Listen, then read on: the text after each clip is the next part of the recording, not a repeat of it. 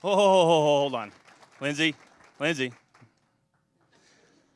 So, guys, Lindsay's very gracious, right, as far as putting this event on and sharing the credit. But I have to tell you, there's always somebody that works a little bit more than everybody else. This is our girl. So if you guys are having fun, you enjoyed lunch, this event is possible because of her, really, and the work she's put in. So thank you very much. She hates being up here. Can everyone hear me? All right. So as Lindsay mentioned, we have a sister company, which is Chartech, the company I work on. Same building, same facility here. And our company's focus is working with other IT companies all over the world. And there's really only one reason that we can do this, and it's because of ARRC technology, right? It's our proof of concept. So if you guys think about it, we have companies, other IT companies from all over the world flying out to Bakersfield, California, right? I mean, I know we all live here and we understand it's the #1 tourist destination of the world, but I mean, not everyone else does. I mean, so that's pretty impressive, right? So we're really blessed here in the local community to have, an expert like ARRC technology. I mean, these companies come out because we share our best practices, our processes, our procedures for how we manage networks and stay ahead of security threats in the industry. And they're coming out to learn from us. So pretty cool you guys are able just to drive in. All right, so let's get a feel for the room here. Look, pretty diverse group. How many of us have 50 employees or more? Raise your hand. All right, 25. Okay, how many of us 15 employees or more? 10? 5? All right, so we have a really, really good group here. Now, the one thing that we're all going to have in common is security threats, hacking. It doesn't matter if we have 5 employees or we have 5,000 employees. The threat is the same for all of us. All right? I mean, how many Fortune 100 companies are we seeing in the news being hacked, having data breaches? Right? And these guys are spending millions of dollars in security. So imagine about us. Now, the only thing that we do need to focus on and really start thinking about, the more employees we have, the higher our likelihood of opening other doors and avenues into our company, which we're gonna spend some time and talk about. So again, hey, thank you guys so much for carving your time out of your busy work schedules, out of your own businesses to come in here and spend some time with us. So in order to make sure we're making the best use of our time here, I want to just kind of open up to the room and let's get some topics, right? You guys are all here for a reason. Some of you are here for free lunch, right? But we're all here for a reason. So I want to make sure that we get it up on the board, and we're going to do our best to get all of these issues addressed for you guys and these topics before we leave today. So who wants to start? Why are you here? We don't get volunteers. This is what happens, guys. Oh, you've been saved. Gee, thanks. I'd like to understand the difference in security between your laptop or desktop and your mobile device. All right. So, mobile security versus on-premise security, as we want to talk about. That's a hot topic. How many of us have mobile workforces? This is ever growing, and it's becoming a large targeted threat for us as well. Who else wants to share? Email, what about it? If you can open it or not. Oh my goodness. Right? What email is legitimate versus what email may be not so legitimate? I think we'll definitely spend some time talking about that. The best antivirus to have. We'll definitely give you our suggestions. What else, guys? Side of the room's pretty quiet. We need to... Save the sites we can see. How do we know when we're on a safe site or not? All right. You know, your enterprise Okay. can always catch when you go to the site that's safe. You may be And as you're going to find out, there's a lot of things that different vulnerabilities we have. So yeah, let's get on the board here. What types of sites and how do we identify which websites that we're either going to or maybe it came from one of these emails that are actually legitimate? And what's the ability for them to access us once we go to them? So let's say I Ooh. go to a website Okay. and look at something and I want to know, hey, guess what? This has information I really need. Now, if I click on anything within that site, does it communicate with my computer and how much communication does it have within my computer? There you go. So vulnerability levels. What's at stake, right? We got a lot of data on our computers, if we think about it, right? Everything we have from a business standpoint, even a lot of our personal stuff is on there. So what's available and accessible to hackers? The cloud? What about it? Well, when you speak to it, send all your data there. Yeah. So the threats of the cloud? Yes. My goodness. So guys, yeah, I mean, think about it. Everything we do nowadays is on the internet. Most of our business applications are cloud-based. This is where the industry is going. So that presents an easy target for a lot of us because that's where we're going. That's where we're spending all of our time. We'll talk about that. Cloud risk. There you go. We talked to you about the email list, but I got one time, my son got one time from PayPal, a confirmation that they got paid so he can ship the product. He shipped the computer. Mm. And it was not the legitimate. Oh, my goodness. How can I tell when I open something, though, this is a confirmation that, okay, the money is there. How can we know? So, you know, and that's very scary because a lot of these, and we're going to learn, you know, I'm not going to derail too much from what we're doing, but this is absolutely what we're going to be talking about today. How do I know? So the question was, in unfortunate scenario, a PayPal email came across and it looked legitimate, it was paid, so a product was shipped out and it wasn't, right? And we contacted the police from that city. They could not do anything about it. Nobody could do anything about it. So And there's not a lot that local law enforcement can do, to be honest with you guys, when it comes down to these types of threats. So that's why we're going to need to start preventing it ourselves, right? So we'll definitely talk about that. Well, I'm concerned about having my money in the stock market, and like, at what point can they hack the stock market? Well, throw it up there. I don't know if we're going to be able to get to all that. I mean, so, yeah, some investments. We can do investment strategy if you want, and some other sessions we're going to have after this. But not only just the stock market. Let's think about other places. What about banks, financial institutions? Credit card, right? Our data is stored and housed in multiple different places. So guys will talk about that. I saw another hand over here. Yeah. You know, I work backwards, so I want to know in a worst case scenario, you know, what is my worst case scenario? We've got backups for our servers and stuff like that, but I never know how if we were to get hacked, what my worst case scenario is here. Now, we obviously take proactive measures to Yeah. not get to that point, but I've heard too many horror stories of people saying, well, my stuff was backed up, and then they come to find out it never was, or it was done improperly, or there wasn't enough space. You know what? And that's very common, guys. We hear that all the time. We put security measures in place. We make investments for our business. And then only to find out when we really need it, it's not what we thought we had. So we'll talk about some of those extra vulnerabilities and some extra measures we can take. And ultimately, at the end of the day, anything we have in our company is at risk, potentially, depending on what we have in place and how it's being used. Yeah, So. I don't think it's a matter of if we get hacked, it's when, right? I mean, we get it all the time. I can promise you there's always attempts all the time. So Go ahead. even when you talk about backing up your security programs, I'm always nervous to click on, oh, you have a new backup for fear that a Click. decoy. You guys get that? Hey, click here to update your application. All right? It's another one of these attempts. That's very good. And you know what's crazy is how, I mean, just think about the news in the last week. Right? You guys, a couple months ago, it was WannaCry. That was a big ransomware scare, and it wreaked havoc across from a global standpoint. But it was just a couple days ago. I'm walking around the office, and I'm hearing our engineers, right? They're usually typically quiet, but today they're chatty, right? And they're walking around like, oh, so kind of got to poke in there and hear what's going on. And they're talking about this Petya. And at first, I'm thinking, well, holy cow, man, this is some kind of new dating application, Tinder's going to get a run for the money, but no, it's another ransomware attack. So, from Ukraine, yeah. And then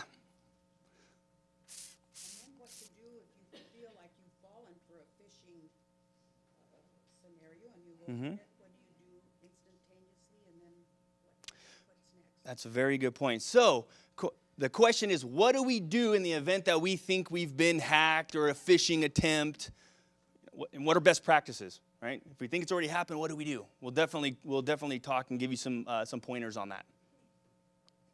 All right, anything else? This is a pretty good list, yeah?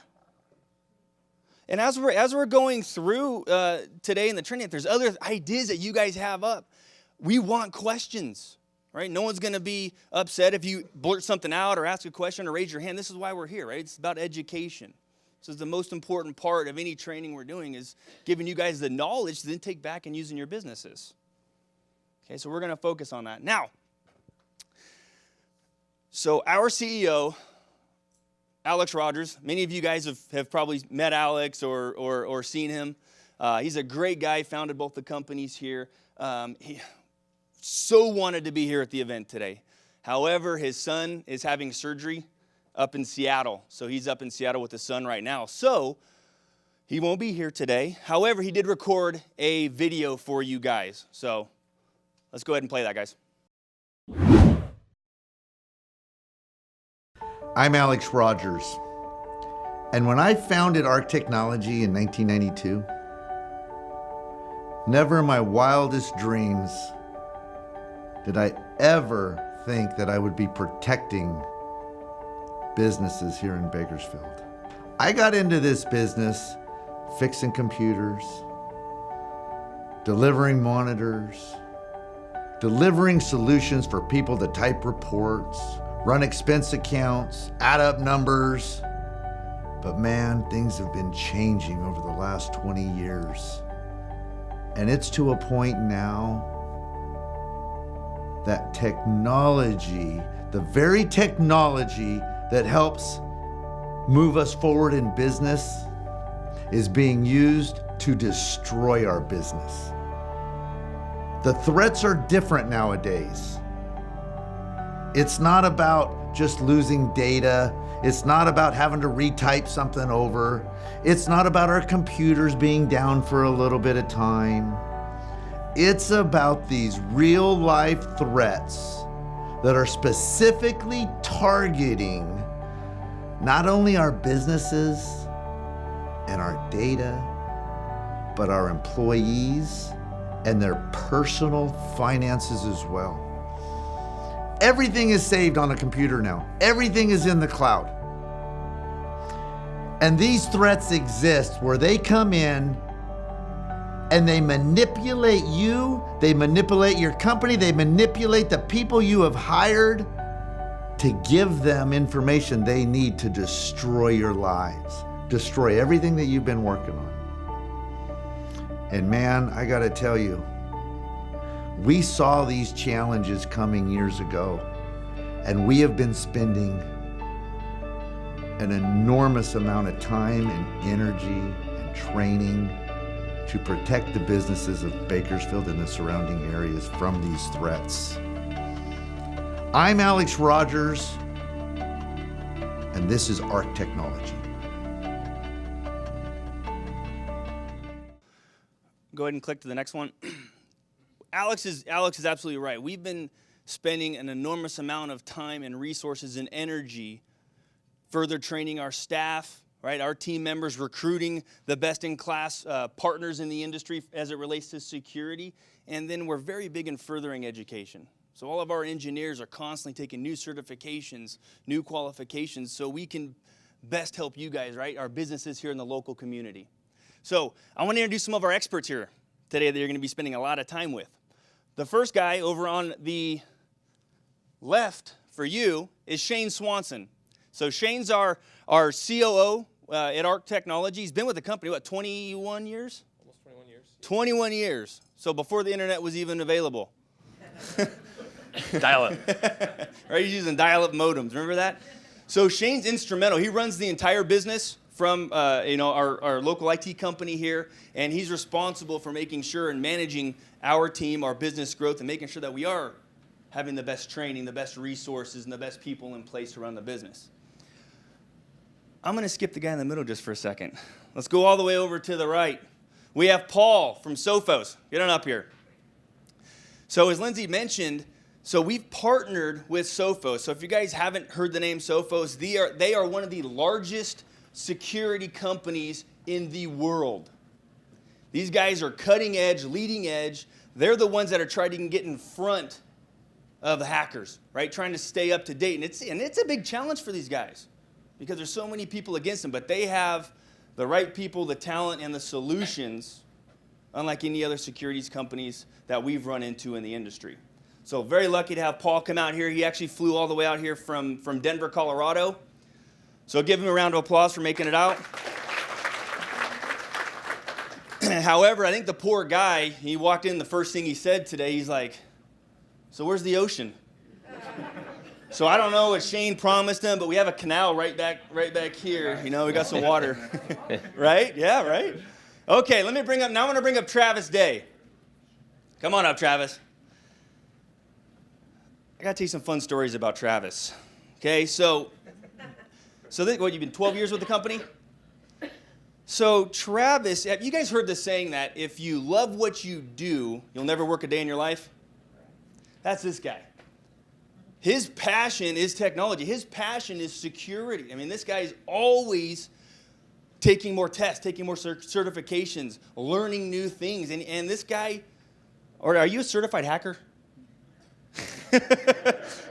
He has some special talents. So a funny story is this wasn't more than 8 months ago. Travis was in the NOC with NOC. It's a network operations center with all of our other engineers, and he was talking about one of the new certifications he got. Right, and Alex just happened to be walking by, and so they got to talking. And if you guys have met Alex, he's kind of ornery, right, to say the least. And so he asked Travis. He's like, "Hey, so you think you're pretty good, huh?" Travis is like, "Yeah." He's like, "Try to hack me." So Travis is like, "Game on." Right, and they went about their business. And then it wasn't more than an hour later, I started seeing that we got all employee emails coming across the company from Alex, talking about how great Travis is, and it's his favorite employee. Travis is the smartest engineer he's ever seen, and he couldn't do what he does without this guy, right? And at first I'm like, oh yeah, I can see that, right? And then I'm like, wait a minute, there's too many punctuation marks in here. This is definitely not Alex. And then it wasn't a little bit after that. Then all of a sudden hit the social media. He was in his Facebook account and he actually locked Alex out and was posting stuff. It was funny. So, guy's pretty smart. Now, how he came to be here at ARRC Technology is another funny story because this whole hacking thing this wasn't his first time. So, back when Travis was 16, was it 16th birthday, right? That was my birthday. Okay, so Travis turning 16, the guy wanted a car, and he's like, well, I got to make some money. So he did what any other average 16-year-old kid would do. He went home and he hacked the school database. Right?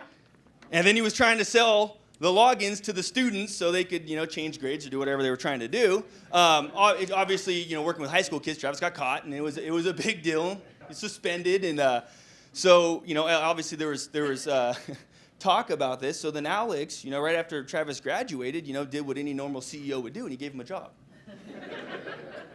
With the premise of understanding the technology and the awareness and the passion this guy had at 16 in high school, but brought him onto the company to lead our team to make sure that we are protecting our clients from the people who want to do us harm. This guy's good. He understands the business, and so Travis is here. Right? So we'll give a round of applause to Travis as well. All right, so enough of this, guys. You want to get to it, so I'm going to go ahead and kick it over to Shane. He's going to kick it off. You guys enjoy, have fun, ask questions. Awesome. Thank you very much, Nick. All right. So as Nick said, we've worked quite a bit with Chartech. We do a lot of working with other small businesses, other computer companies around the world. One of the things I find that are very similar is a lot of the small businesses have the same pain points, the same challenges. So we've got 5 common mistakes that small businesses make up on the screen here. I don't want you guys to spend too much time focused on this just yet, because we're going to wrap up and we're going to tell you a lot of what you need to do to protect yourself in these categories. But I want you guys to remember these 5 things, because these are going to be the 5 things you can quickly go home and do and make a big impact on your business. All right. So before we get started on that, I want you guys to realize that small businesses, you guys are just a number out on the internet. Small businesses are a bigger target to hackers these days than they've ever been. The reason being, as Nick said, these large corporations are spending thousands, if not millions of dollars protecting their networks. So they're getting harder and harder to crack. But guess what? us as small businesses, we're not spending that kind of money. We don't have that kind of money to spend. So we're becoming a much bigger target because they're just scanning the internet looking for anybody who's open. They don't care if they only get 5,000 from you. If they get 5,000 across 100 clients, that's a good chunk of change. And it's very easy for them to do this through all of the different phishing campaigns and different things we're going to be talking about. Okay? So I want you guys to remember, just because you guys are a small business doesn't mean that you're not going to be attacked at some point. Over 50% of businesses have had some form of an attack in the last 12 months. Think about that. Half of you guys in this room may have had some kind of an attack in the last 12 months and not even known about it. So Paul, we've got a lot of different threats that are out there. What are you guys seeing from the Sophos side? So at Sophos, and we're a security company. We're international. So we have a branch of our company is called Sophos Labs, and Sophos Labs is getting a lot of data from all different sources, including our customers, our partners, and all the stuff that's out in the open in the dark web, right? So every year we have something called a threat landscape, where we get a lot of statistics on what's going on for the year. And the top threats that we're seeing right now are exploits, ransomware, and phishing attacks, and they're all linked. So today, if you talk about a typical cyber attack, it's what we call a blended threat. It needs a bunch of components for it to actually work on the victim. So starting with exploits, an exploit, think about it this way. There's thousands of vulnerabilities within software today. You've got Microsoft Office, you've got Java, you've got so many different pieces of software. There's holes in that software, right? But there's only a certain amount of techniques that can be used to exploit those vulnerabilities. So exploits is a big problem right now because there are exploit kits out on the web which basically lowers the barrier to entry in order to hack your machines. Meaning, if you were a hacker and you wanted to get a good piece of a virus on people's machines, you would use what's called an exploit kit to get it on those machines. If you go to a website that is infected with an exploit kit, it's essentially scanning your machine and looking for the holes and delivering the custom exploit for your situation on your machine. Let's say you have a Windows 95 or Windows XP, something old, something that's unpatched. It's going to deliver a particular exploit to that machine. Then you have the payload, okay? Now, ransomware right now is the #1 payload. So we're going to spend some time talking about what ransomware is, how it works. One thing to note is that a successful attacker can make $394,000 in a month. So this is a very, very lucrative attack. And then you have phishing. Phishing is another way, it's another barrier to entry, I should say, to infect your machines. So you get a phishing email, we'll talk more about this, but you get a phishing email, you click on a link, all of a sudden you're redirected to a bad website, or you download an attachment, and we'll go through all that. And from what we've seen as well, Paul, is a lot of the phishing emails is where some of the ransomware starts. Yeah. So we're going to get into that. So it's a pretty big problem. That's a big delivery method for the ransomware itself. So I want to spend a few minutes and talk kind of about the evolution of threats. These threats have been around for a long time. So take us through the history, if you will. Yeah, absolutely. So just to break it down into two separate types of threats, you have what we call traditional malware, and then you have advanced threats. And there's kind of a fine line between them. But the reason why we want to separate them is because the traditional defenses work against traditional malware. When I say traditional defenses, I mean the standard antivirus, that's signature-based antivirus, you may have heard that term, is able to catch that kind of malware. When you have advanced threats, they're using exploits to break into your system. So an advanced threat is not something that's simply a file that you download and you run it. It's an advanced threat comes in from you click on a bad website and it uses an exploit and delivers the payload, such as ransomware. So looking back in time to some of the traditional malware that we've seen, you may have heard of the I love you virus, or the love letter virus as it's also called. There was an email going around with the subject I love you, and they click on the attachment, and basically what happens from then on, the email is looking through your email addresses, your address book, and sending it to your friends, right? Those are the traditional threats that we saw. Another big one was the Zeus Trojan in 2007. That one, it's kind of borderline between traditional and advanced because of how effective it was and what it did. The Zeus Trojan was essentially a keylogger that would steal your banking information, and then they were able to log in and actually steal money. And that was pretty advanced for that time in 2007. Now, moving a little bit forward to the advanced threats. One of the first advanced threats we saw was called a RAT, Remote Access Trojan, remote access tool. Basically, taking control of your machine completely. The RATs were actually affecting all types of machines, Windows, Mac, Linux. It doesn't matter what the operating system is, but essentially they had complete control of your machine, meaning they could turn on your camera, they could see what you're writing, right? So that in itself poses a big problem. Now you can see that that's probably not that lucrative from a financial standpoint in comparison to when we start looking at exploits and ransomware. So exploit as a service, now imagine you're a hacker and you're really, and now when I say hacker, and you know this more than I would, specifically a hacker, you can break them down into different expertise levels. Some hackers are good at writing malware. Some hackers are really good at breaking into systems. So you have to, there's kind of a division of responsibility amongst these thieves, right? Yeah. Now, exploit as a service is essentially a place where a good hacker can go to deliver their payload. They're going to pay for the service, and they have a web interface, and they have customer service, and this is a business. And they can say, well, I want to deliver my ransomware to as many people as I can in this country, this country, this country, right? Now, that has led the way to this wave of ransomware that we're seeing now. So think about that as we move on. And next slide, the reason we have this separated here too is the defenses. Okay, now I'm not going to get, I was told not to get too much in the weeds about this.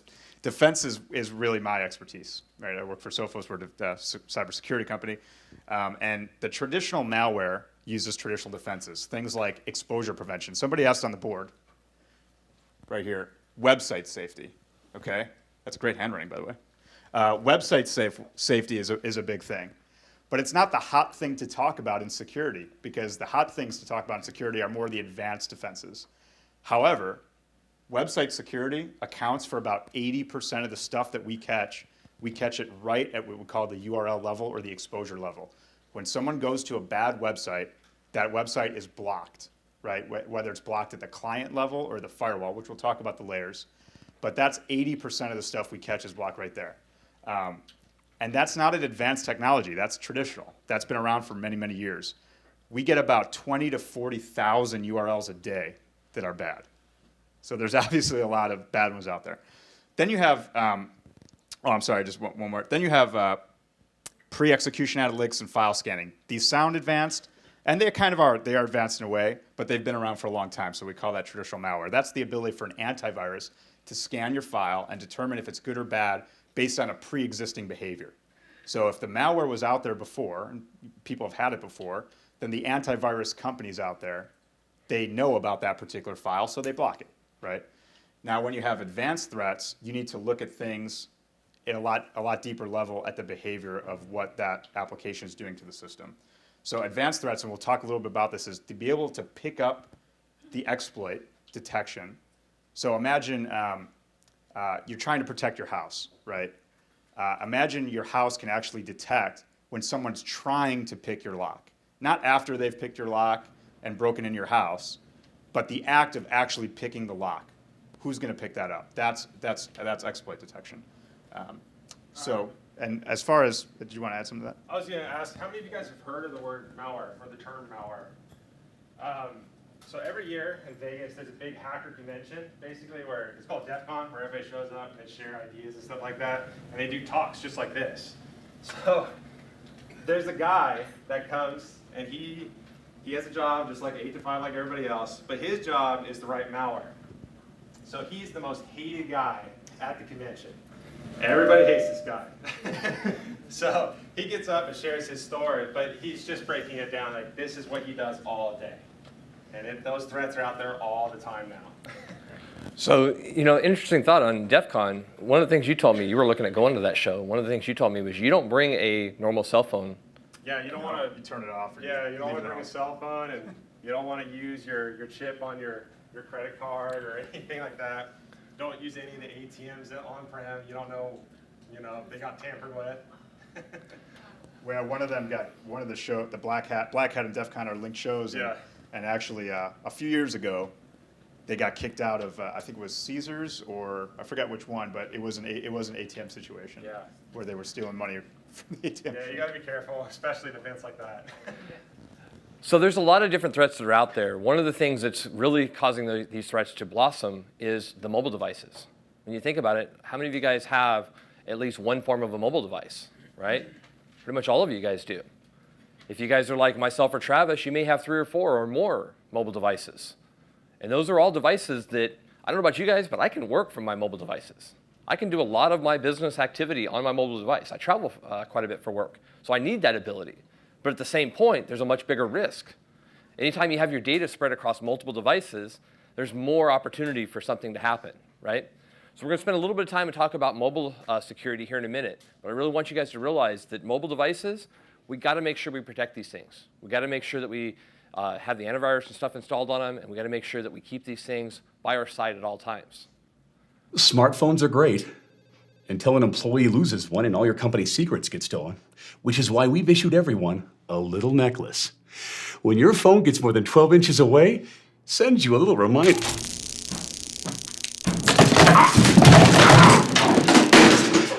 Got it!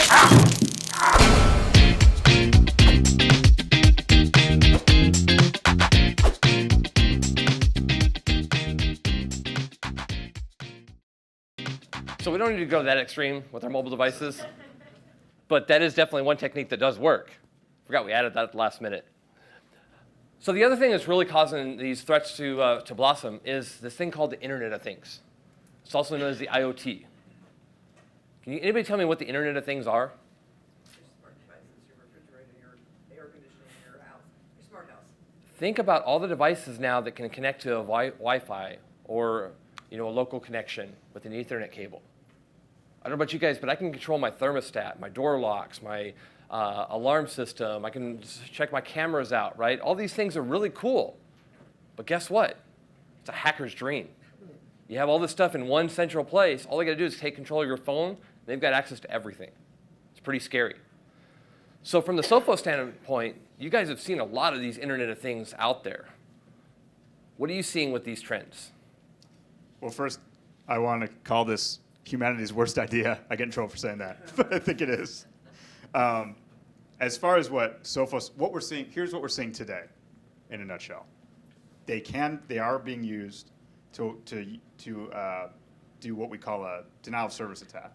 So imagine you have all these devices out in your home, your fridge, your TV, your mobile device, whatever it is. These can be used, because there's so many of them, the sheer amount, they can be used to do a denial of service attack, which basically means shutting down a target.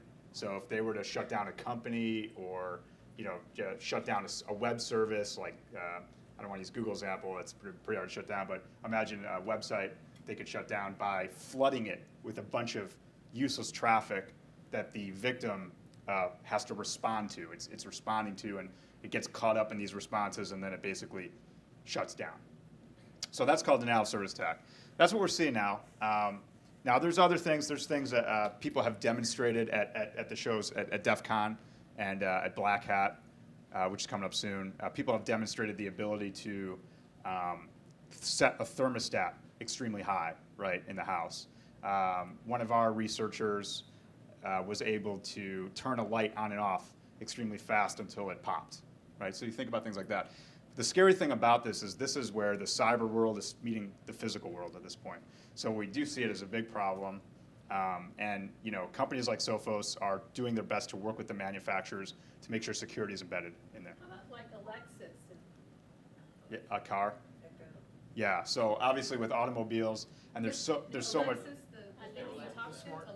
Oh, Yeah. Alexa. I'm sorry. Yeah. Alexa, I was going to name my daughter Alexa. Her name's Alexandra. And I did not name her that because of this product, by the way. So, yeah, Alexa, there has been a situation, you can read about it, where the caching of the recording, they say that it only records when you say, hey, Alexa, or whatever it is. But there have been reports of it recording up to like an hour of a conversation prior to even saying. Yeah, the FBI, they'll confirm or deny that they can listen in on them. So take it as what you want. Yeah. So you have that, and that's starting to be tied into your home. There's connections between Alexa. You can say turn off the lights and this kind of thing. So yeah, obviously that's a big problem.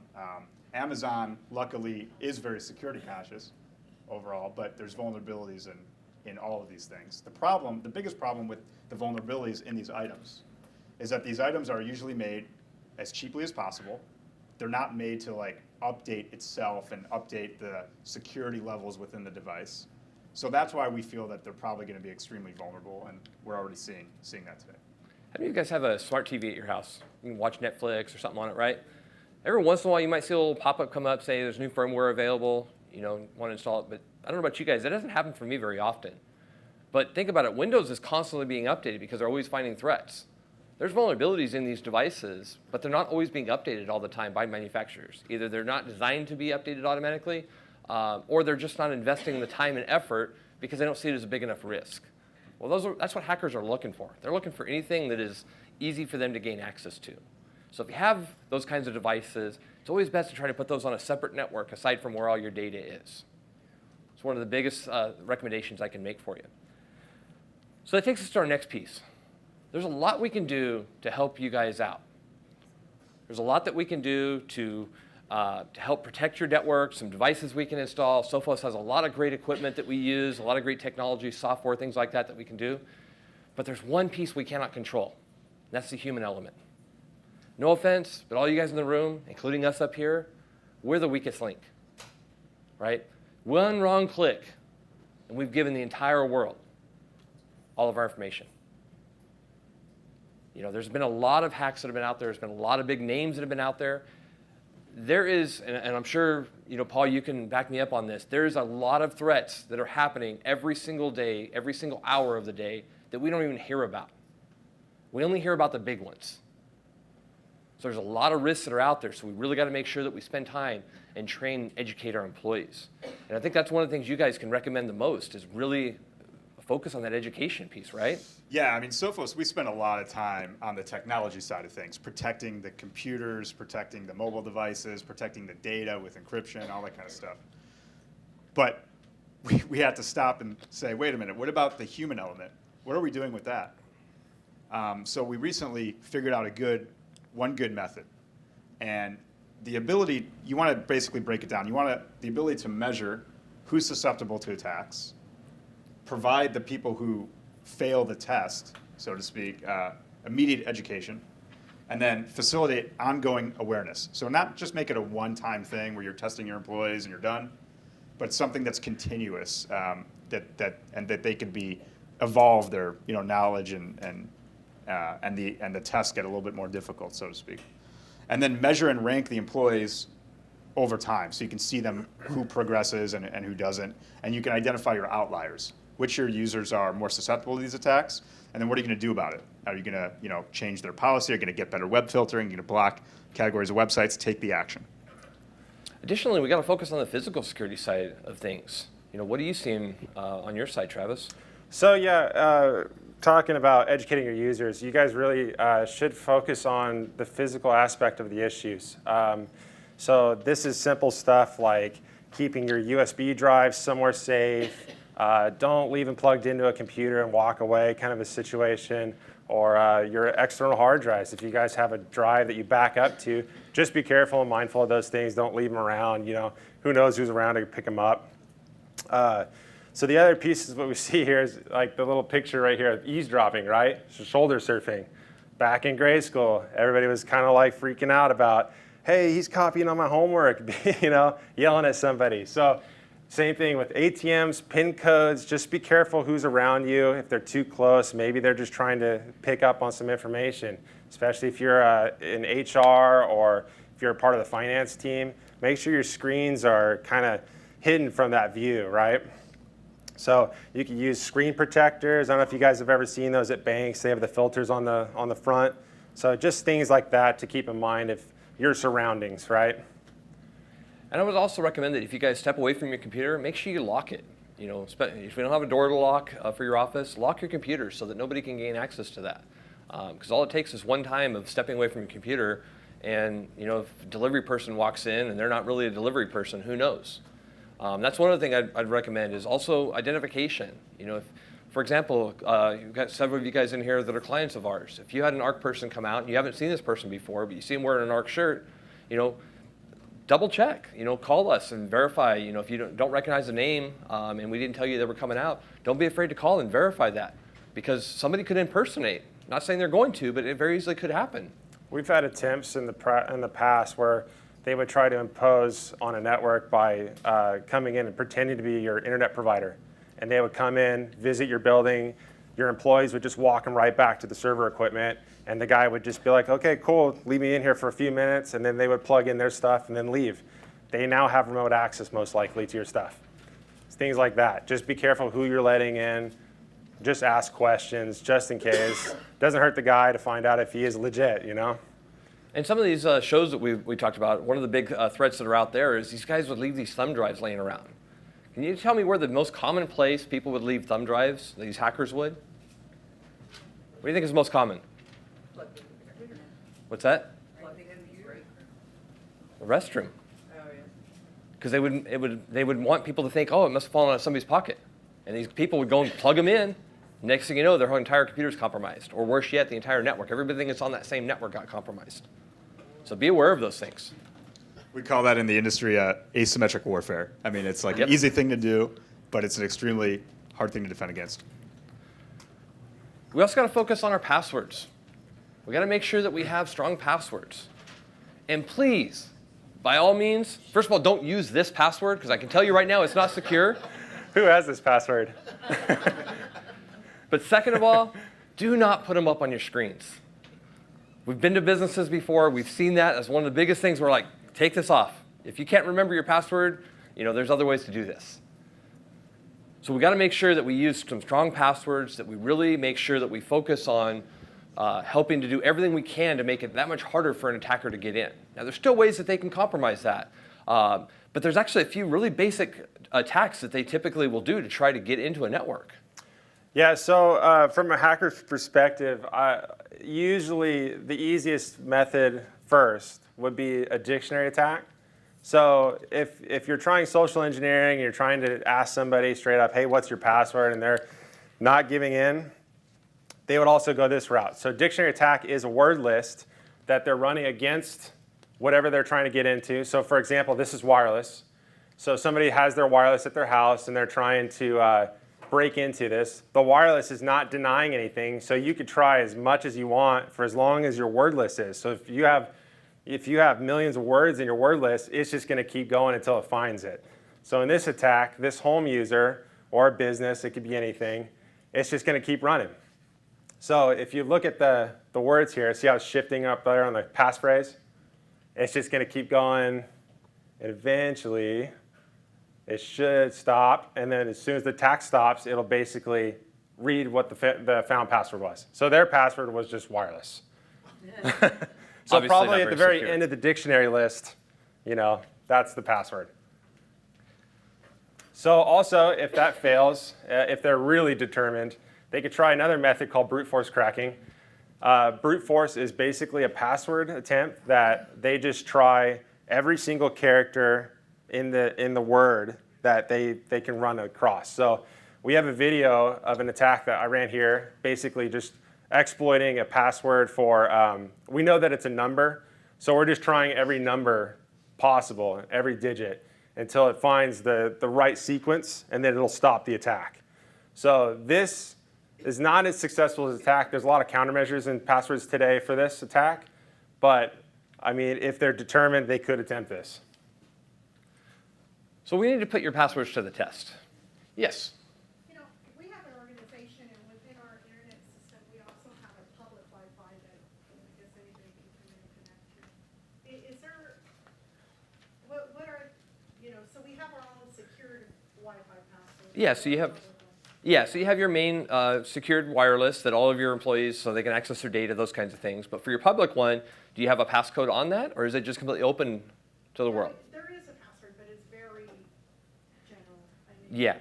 So Is it for production? Is it like for company use, or is it for public? For public, whoever comes in and needs access Okay. Yeah, so basic things you can do there is you can restrict the amount of bandwidth that they can use, so you can't get somebody that tries to log in and steal up all your bandwidth, things like that. You also want to have, and we'll get into this a little bit later, but there's some services on firewalls that you can enable to make sure that they're not doing anything malicious or things like that. But as long as you're separated and that is completely isolated and there's no way they can gain access to the other one, you're okay with having a somewhat generic password there. We do have a similar one ourselves that has a little more generic of a password for our public Wi-Fi. Yes? I hope you didn't already go over this, but my friend didn't want to come to this because she felt like she had a Mac and therefore she was kind of impervious to these problems. What do you say to that, Travis? Yeah, we're all in the same boat. Macs have antivirus also, just like PCs. So yeah, everybody's at risk.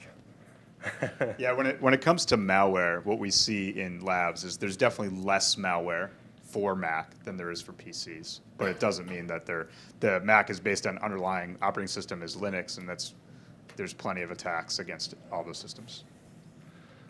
So we got this website here that you guys can go and check. So basically what this website does, it does not store your password, so don't worry about that. It basically is going to, you enter your password, and it's going to tell you how long it will take to basically hack your password.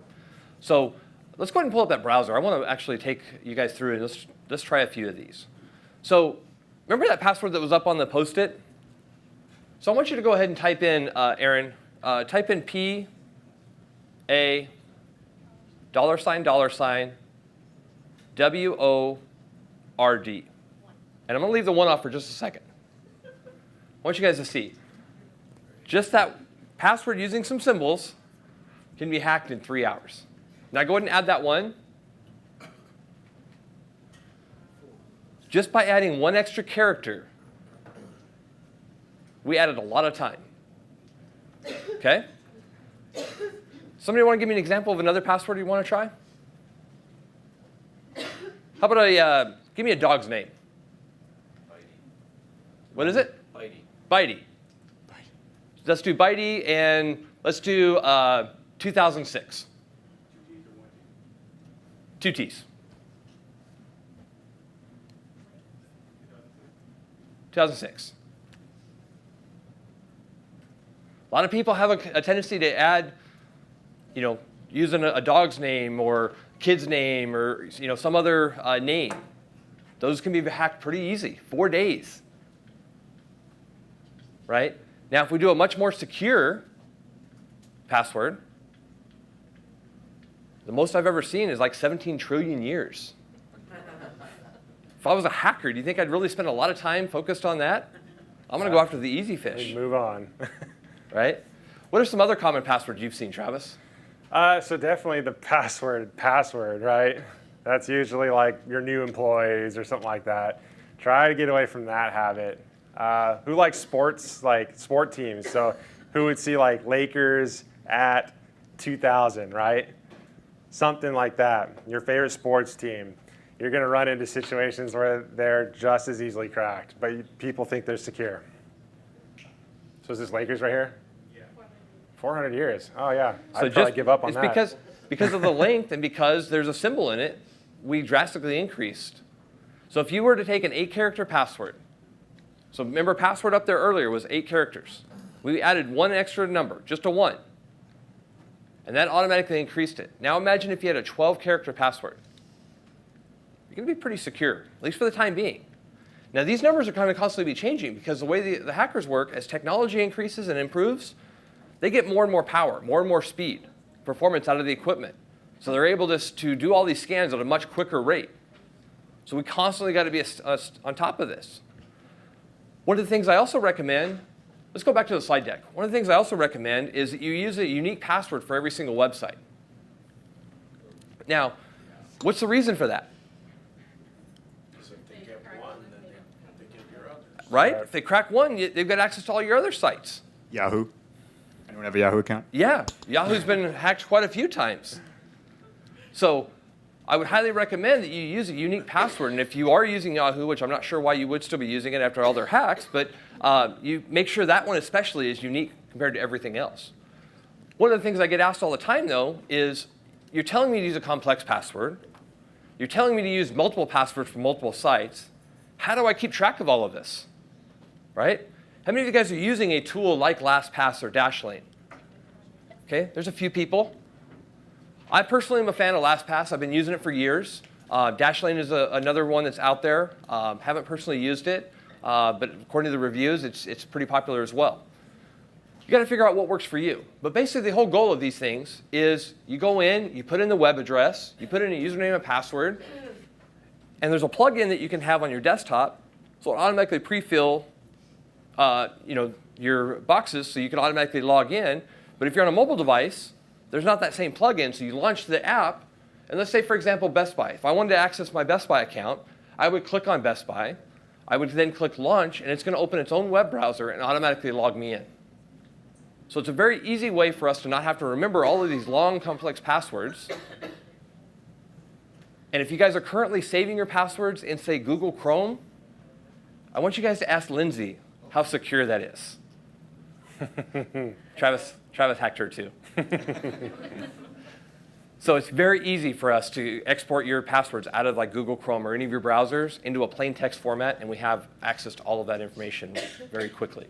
Will a hacker get that password and then have all your passwords? Great question. I was waiting for that one. So yes, obviously you're putting all your passwords in one place, so you're putting a lot of risk there. Of course, there's always a chance. However, what they've invented is what's called two-factor authentication.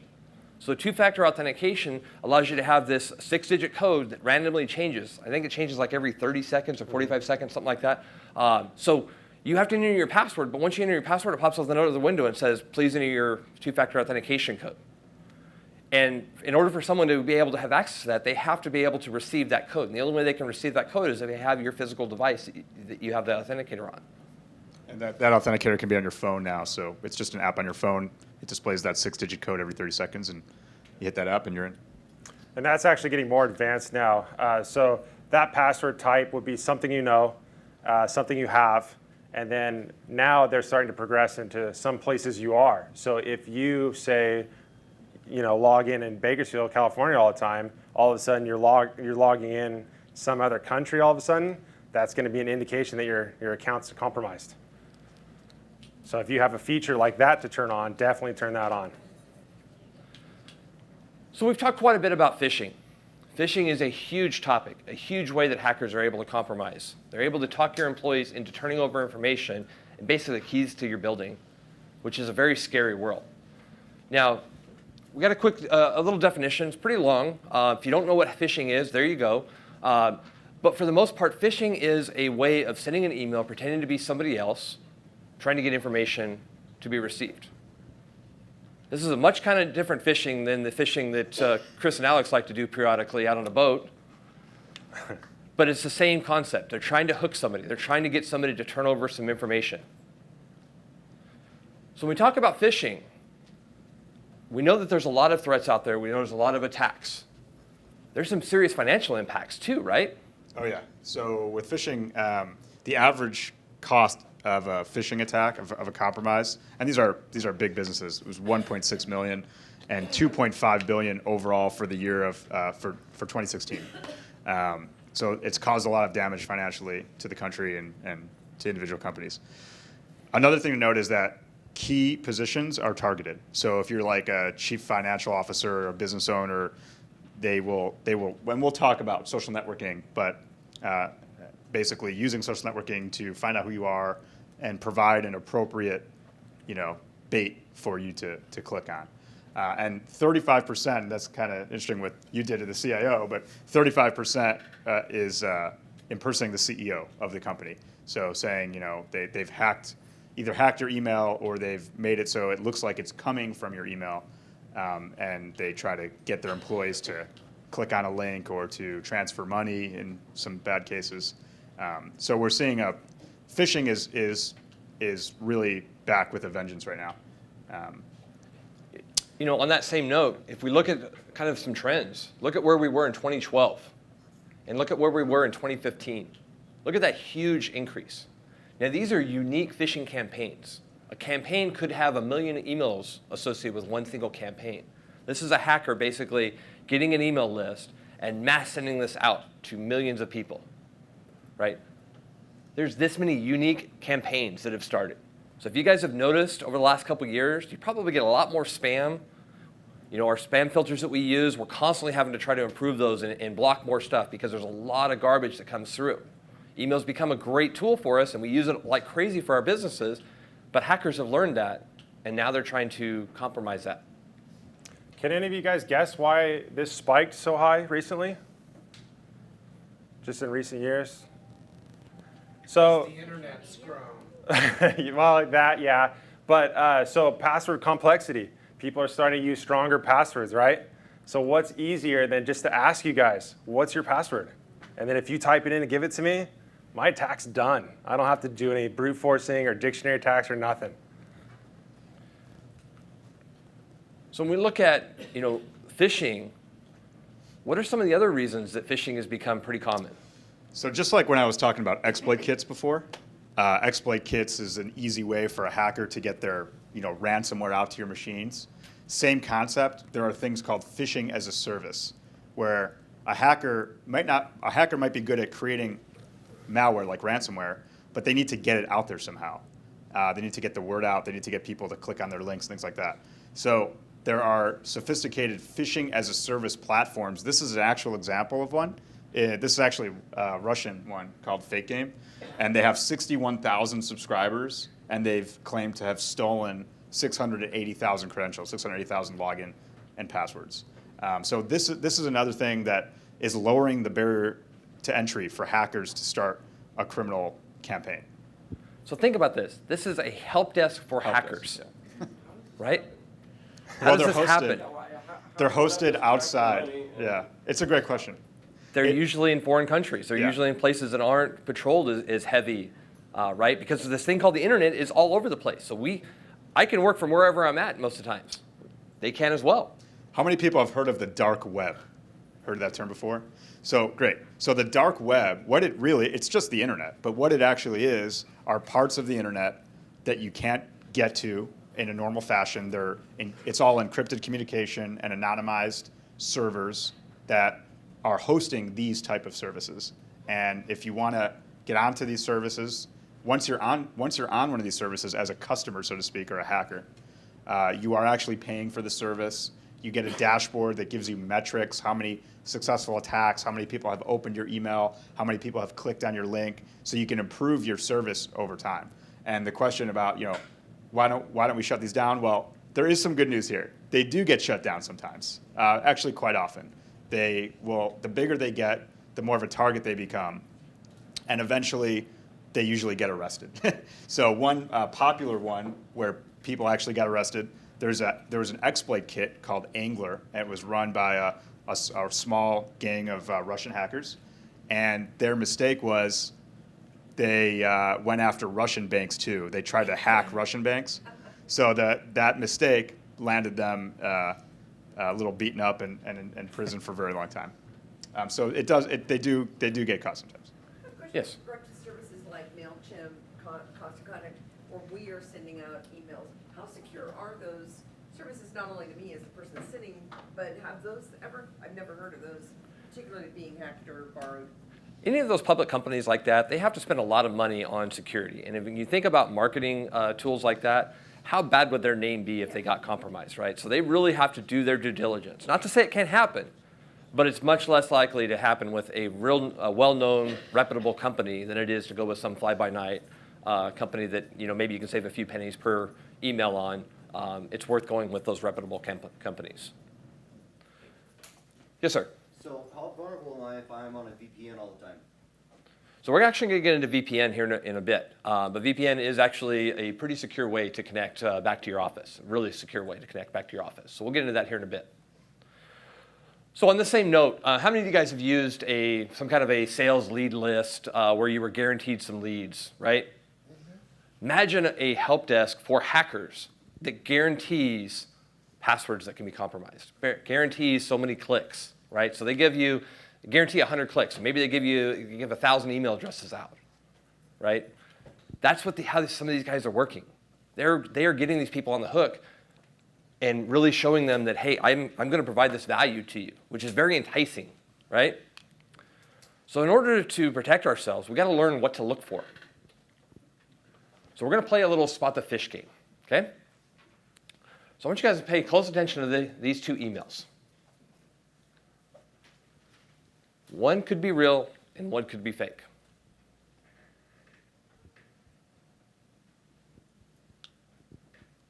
Anybody have a guess on which one's the real one? They look pretty much the same, right? As a matter of fact, they're identical. But what happens if we hover over that link?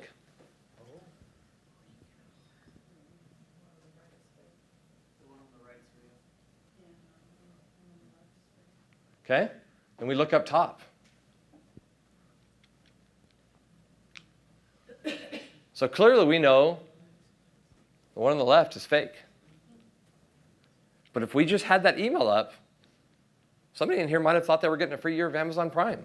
I mean, That's a real nasty one because it does say, it's AmazonPrime.com instead of Amazon.com. But that is definitely what the hackers will try to do. They'll try to even make the URL look similar. I actually got one of those emails while we were sitting here. Oh, really? Really? Amazon Prime to my Gmail account, which I don't have hooked up to my Amazon, and Yeah. I knew there was no Amazon Prime. Yeah. Yeah. And it Yep. was like- That's a good eye right there for sure. literally, while I was sitting here. Because that's one that a lot of people would fall for. Well, the offers are becoming more reasonable, right? So in the past, it used to be like, you'll get $10 million. Yeah. But now it's like a year of Prime for free. Okay, maybe they're just doing that to hook me in to, spend for Prime and. It didn't have anything like that in it, it just had, it said something, it just had words and a link, and so, I knew it was bogus the minute I saw it, but. Yeah. But it's funny that you put that up there, so, yeah. There's hundreds, if not thousands, of different versions of some of these emails that are out there floating around. So when we looked at LinkedIn, how many of you guys have seen this type of an email come across before, right? Looks pretty common. One of the things I recommend is don't ever click the accept inside of your phone. Launch your LinkedIn app and accept the invite in there, right? That's number one. But if you were going to click it, you want to hover over that link. So which one is the correct email? It's got a longer URL though. Does that mean it's legit? Has the S? Where do you see an S? And what does HTTPS typically stand for? Good eye. Secure, right? Perfect. Now also look at the other one. It's LinkedIn communication. These guys are getting tricky. They're using variations of the same URL that is actually valid. So obviously we know LinkedIn.com, but also look at the very top. One came from LinkedIn, member at LinkedIn Communication. The other came from the person, and it says invitations at LinkedIn. Right? And just a word of caution on that HTTPS. Just because something says HTTPS doesn't mean it's secure to you. What it means is from your point, from your computer to the destination, it's encrypted. Now the destination, if it was HTTPS : like AmazonPrime.com, that would have been a malicious destination. How many of you guys use something like Dropbox or OneDrive or some kind of online file storage? Okay, you guys have probably seen something like this come across. Quick glance, they look pretty much identical until we hover over it. Once again, we got Dropbox notifications versus Dropbox. Up at the top, they've tried to mimic the user's name to really fool us. So we clearly know one of those is fake. Another sample. Fandango. Who doesn't like going to the movies? Who doesn't like to get a deal? Right? Now you got Fandango.com and FandangoDeals.com. This actually seems somewhat believable. Maybe Fandango does have a separate URL that's just for all their deals. But I can tell you, Fandango Deals is not a legit site. Last one we have for you. Look at this one closely. Which one do you think is legit?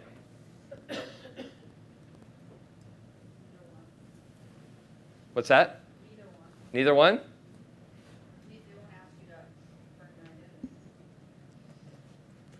Very true. If this was legit, probably still would have been worded a little differently. But notice One of them has much better grammar than the other one. So both of these truly are fake, right? So we just use this example to show you guys how real some of these things can look.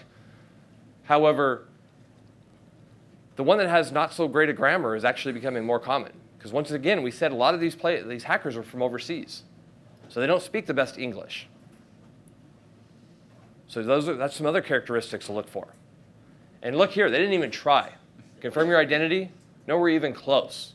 If it was a legit one, it would come from paypal.com with some bunch of numbers and letters afterwards. The other thing I want to point out is the from. If it was from PayPal, it might not be from Service App, but it'll be from something at PayPal. But notice right here on this fake one, service at PayPal is the very beginning. We got to pay attention to the mail to. They're trying to make it look like it's coming from someone that it's not.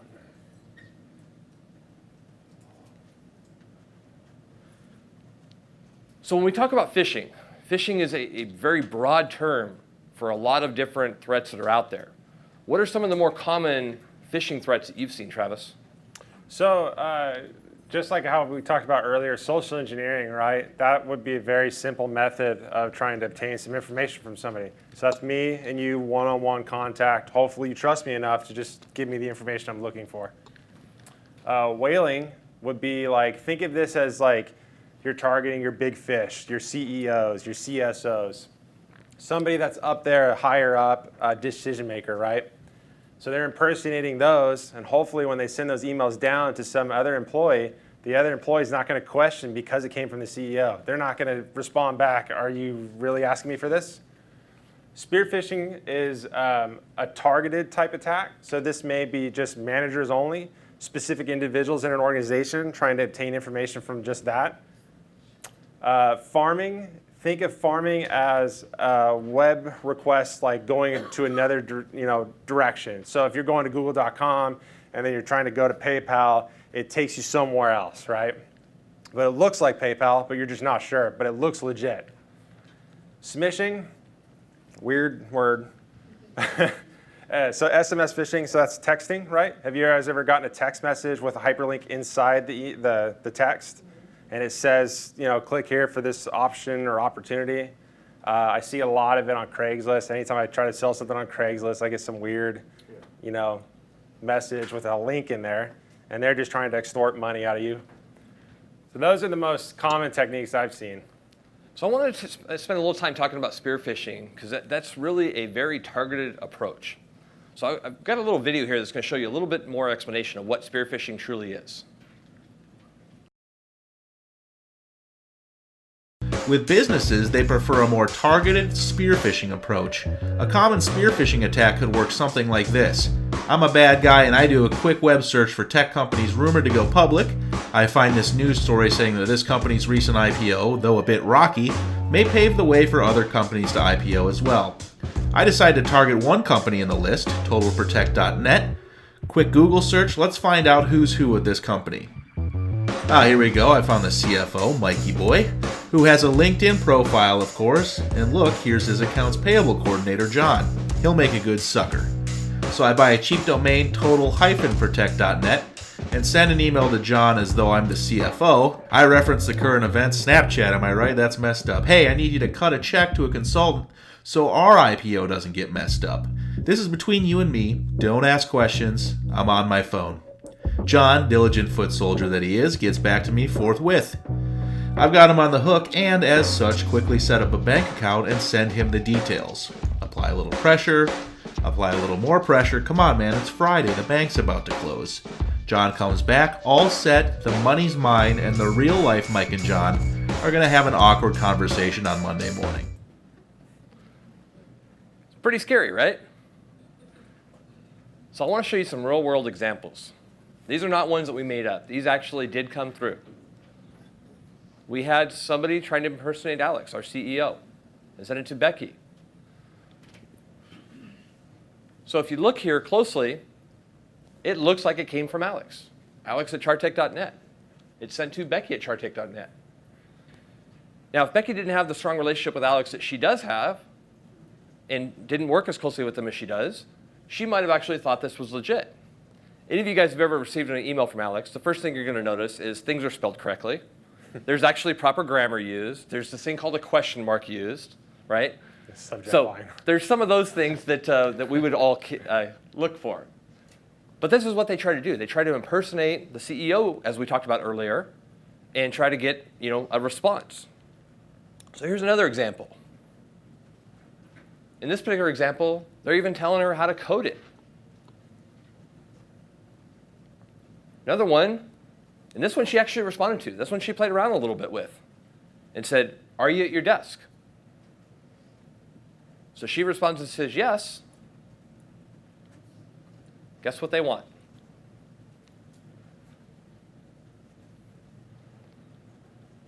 How many business owners do we have in the room?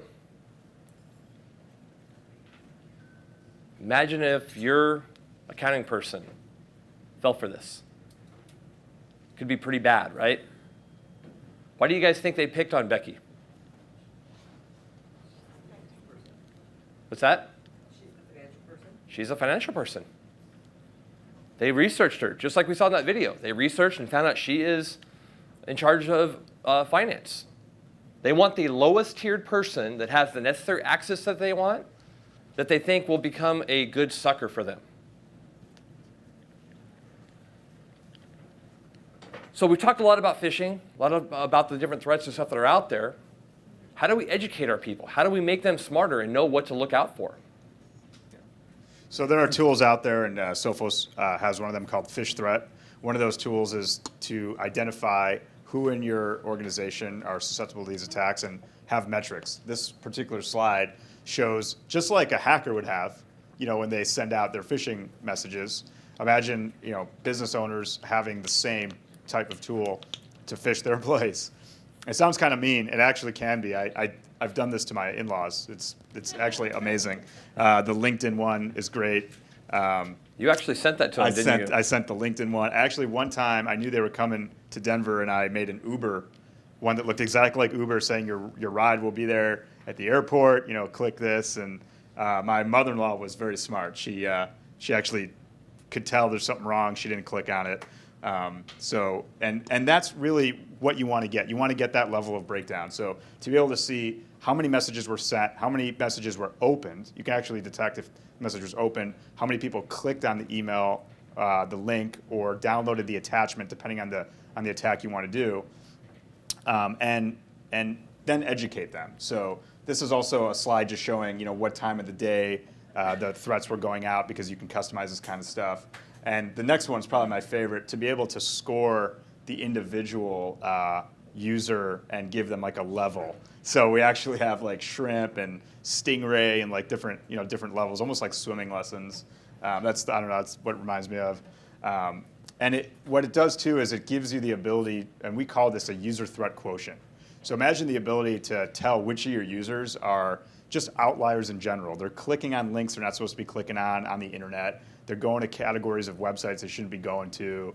They're downloading file types like executables and applications that they shouldn't be.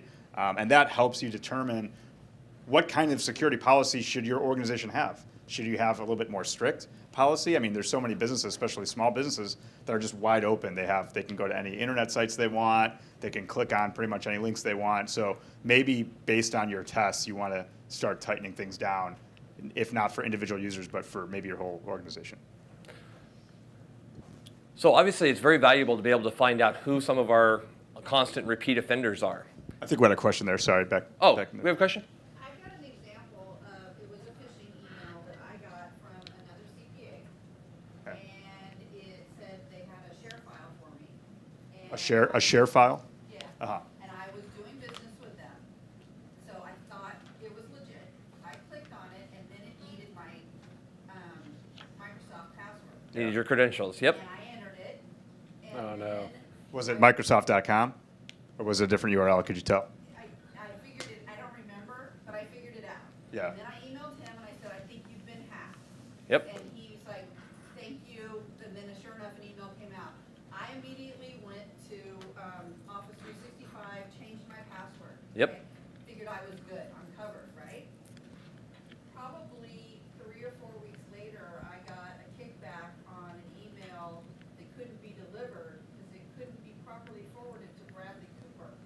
Yep. And I'm like, who in the hell? is The going actor? to just hit-" When I clicked on that and gave him my password, he went in and put rules in my email, and every email that I got was forwarded to him. Yep. For 3 weeks. For 3 weeks. And the only reason you found out about it is because you got that. One got kicked back. One got kicked back. Yeah, and then it was a nightmare to get that rule out.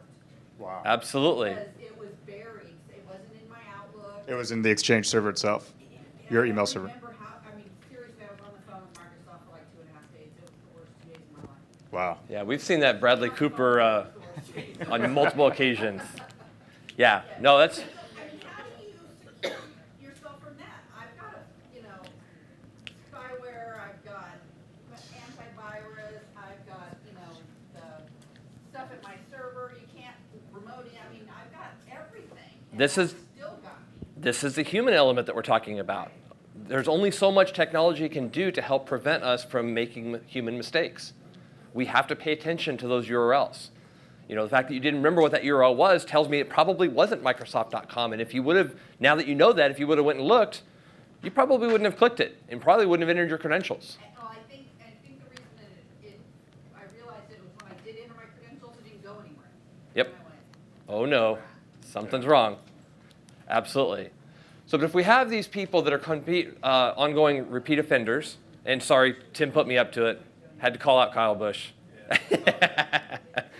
So if you've got somebody who we've sent 5 campaigns to, and they failed all 5 of them, that tells us we got some more education, some more training, right? So we want to make sure that we know who our offenders are. But something else I want to point out on this other side that I think is really important is the time of day. We've ran numerous of these phishing campaigns internally. Just first of all, trying to understand the product and the different campaigns that are available and the different training features and all that kind of stuff. But I also wanted to learn a lot about my users. And I found that I messed with them and I created some templates that aren't built in that actually look really legit. And I did that on purpose because I wanted to see which of my users would actually click something and what time of the day they would actually click it. And personally, on a few of these that I've ran, I found that I didn't have very many people click, first of all, which is good. But second of all, those that did never entered their credentials, which is even better. But I noticed that they were more apt to click if it was after business hours. Can anybody tell me why? Because it showed up on their mobile device. How many of you guys use the same email client for your Gmail, for your work, right? So they got this, and it pops up in their all inbox for all their mailboxes. And so they thought that this was a Netflix email coming to their personal account, and something happened to their Netflix account. So they click it, and oh, crap, nope, that's not it, right? So it's interesting how sometimes just time of day and educating them on the devices that they're checking email on can make a big difference. All right, so we've covered quite a bit. Sure, it's somewhat information overload for you guys. Hopefully some of it is stuff that you already knew. But we want to give you guys about a 15-minute break right now, give you guys a chance to get some water, use the restrooms. We do have restrooms just down the hallway up here towards the front if you guys need to use it. What time is it? It's 1:25, so we'll be back in here at 1:40. And we've got another section that we want to cover with you guys. All right. So we've talked quite a bit this morning about a lot of the threats and risks that are out there. Oh, cool. I'm not really. We briefly talked about something called ransomware. You guys all heard of ransomware? Ransomware is a pretty nasty beast. So what exactly is ransomware? Ransomware is basically a hacker gaining access to your machine, encrypting all of the data, and holding it hostage until you pay them money. So what they do, how many of you guys remember the WannaCry? It came out about a month and a half ago or so.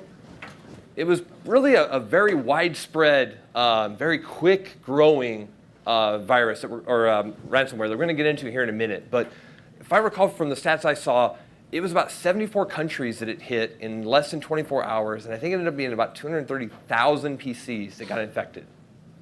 So we're going to talk a little bit more about it because it's important for you guys to learn a little of the history so you can learn from it.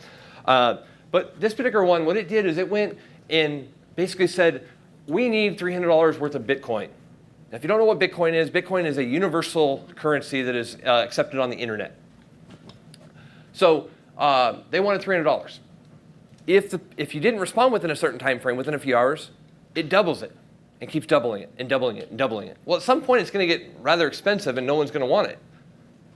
Or they're not going to pay the fee, right? So they're basically saying, if we don't receive a payment by this particular date, we're going to wipe all your stuff.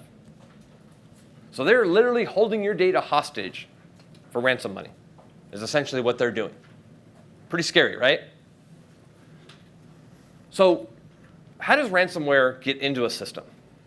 Yeah, so most of the common threats are your email links, right? So attachments that come into an organization, cell phone, laptop, desktop, they're pretty much getting to everything. Not so much like your server, but they can spread to that, but your source isn't going to be a server. So, but they are known. I mean, look at the stats here as far as like the desktop computers. So that's your employees, right? You just got to be careful of situations like that. One of the reasons the WannaCry spread so quickly is it was using some older technology. If you remember earlier, we showed this thing called a worm. And basically what it was doing is it was scanning the entire network for anybody who had this known vulnerability. And if it had it, it mass infected systems. So if one user in your network clicked the link and opened the attachment or whatever happened there, they could quickly infect the entire network, which is even scarier. So why does ransomware work so well? Yeah, one of the big things, like we talked about earlier, is you guys hear me okay? Good, okay. One of the big things is the fact that it's a complex threat chain. It uses exploit kits in order to get in. That's probably the biggest part of that. Social engineering obviously is a big one because they can, try to figure out who, maybe they're after the IT administrators that have access to certain servers, and then they're going to start attacking that. There isn't a need for persistence. You may have heard of something called an advanced persistent threat. Well, this is not that. An advanced persistent threat is something that's more, it's advanced, it stays in the system, it stays hidden, it's collecting information, and nobody knows about it for many, many years. That's not how ransomware works. Ransomware is a quick attack. It wants to steal data, or encrypt your data, and then make you pay for it. It uses existing tools. So a lot of this stuff isn't really that advanced because the mechanism to encrypt files has been around for a very long time. We're going to talk more about how encryption works. You can use encryption for good or evil. In this case, they're using it for evil. And then geographically targeted, locally customized attacks are big. And it's your data. It's successful because you want your data back, so you're gonna pay for it. So Travis, I don't want to get too technical on them, but I think it's interesting for them to understand a little bit about how ransomware works and what the behind the scenes looks like. So what do we have up here? So this is basically the program, how it's programmed to do. So the virus is on the bottom here. You see how it says the registry flag, and then right below it, Russian flag. So they're obviously trying to ignore that Russian region so it doesn't spread across that territory. Why do you think that is? Why do you think they would want to block Russia? What's that? Because it came from Russia. Remember I told you that story about the gang that got arrested in Russia? Well, it's because they targeted Russia. No one wants to get arrested in Russia. So yeah, they're going to put these flags in to avoid infecting their computers. Same thing with hard-coded IPs. They know that they're IP based in certain regions, so they're going to exclude those areas. And they probably want to add their own IP to it, right? So they don't infect themselves. So this is a file extension list that the virus is looking for. So if you look at the files here, you probably recognize some of these. You got your Excel documents, your PowerPoint files, Word documents, Java, pretty much a pretty good list of files that are usually stuff that's important to you. So the virus knows that that's what I'm targeting, and those are the files I'm going to keep from you because I'm hoping that you're going to buy them back. So on this slide, if you see the extensions to exclude, they're looking for your executable files, important files that are basically what keeps your computer running. So once you're infected, they know that, okay, this guy's computer is going to keep running, and hopefully everything's working like normal except for the stuff that I want to keep from them. So they're going to lock you out and then hopefully get the ransom because your computer works fine, right? So here we have a Word document. And what's wrong with the Word document? So yeah, you guys probably see this banner, see the security warning on the top up there? Have you guys ever seen that security warning? So that, a lot of people like to go into options and say, go ahead, allow everything, right? Because it's just a Word document, it doesn't matter. These are macro viruses, and the macro virus is a text document. It looks like a text document, but there's code in the background that runs, and it can mimic a ransomware threat or any type of virus that they want to spread on your computer. Just by allowing that warning, you're allowing the threat into your computer.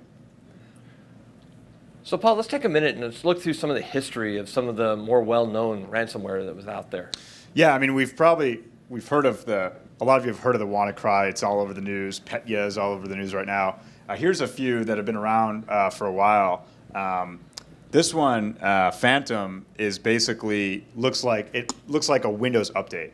So it uses the Windows form where it pops up and it looks like Windows, and it says, hey, you need to update your Windows machine. So it's a fake update screen.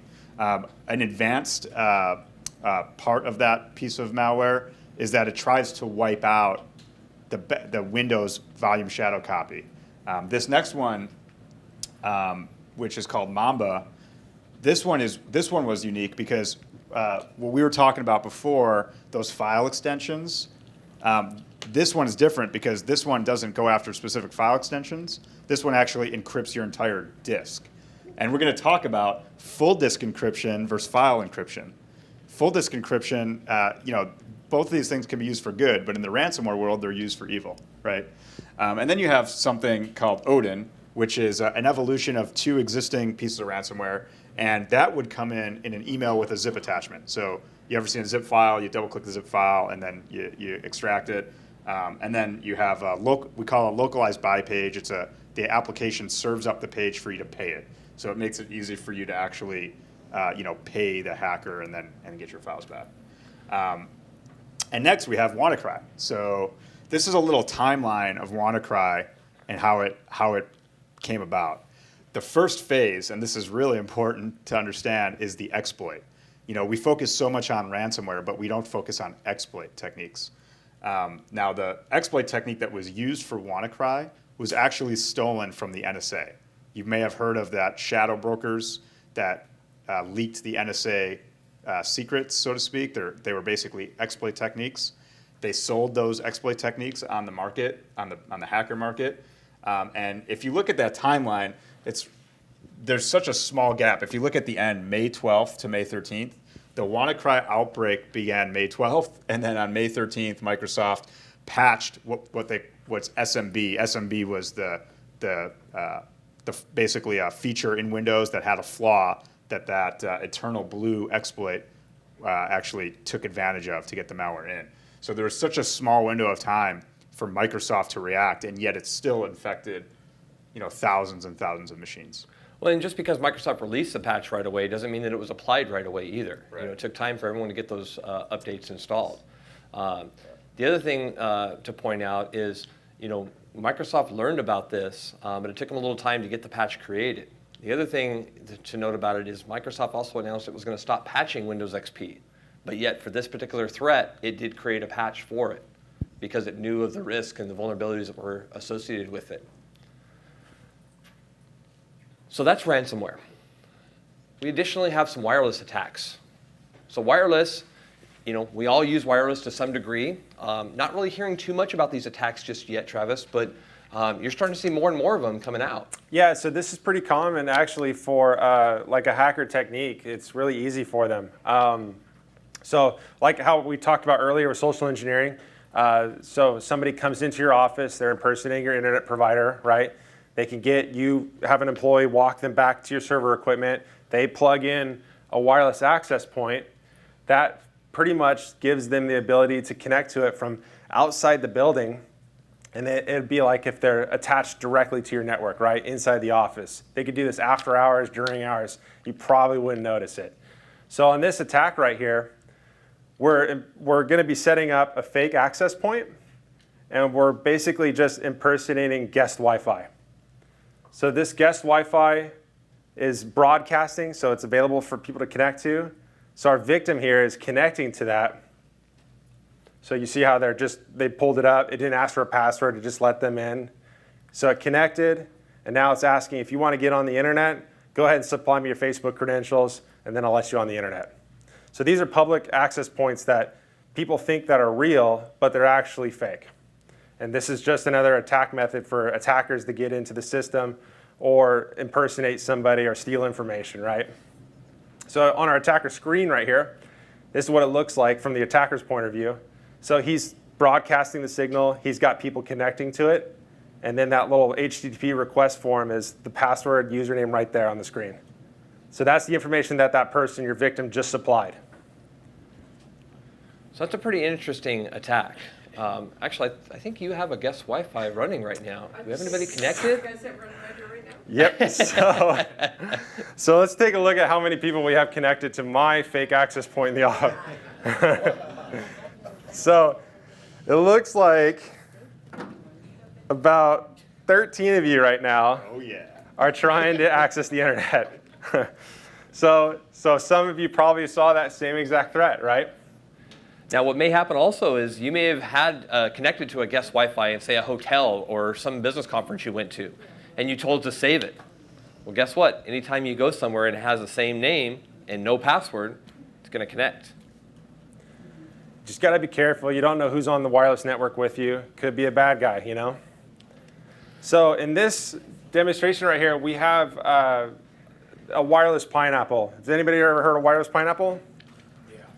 So a wireless pineapple is another type of rogue or fake access point attack. So this is one. This one's not on. This is just unhooked. But this basically, so if you were to connect to an open wireless, like just what we saw right now, free guest wireless, the access point is basically going to feed that same signal.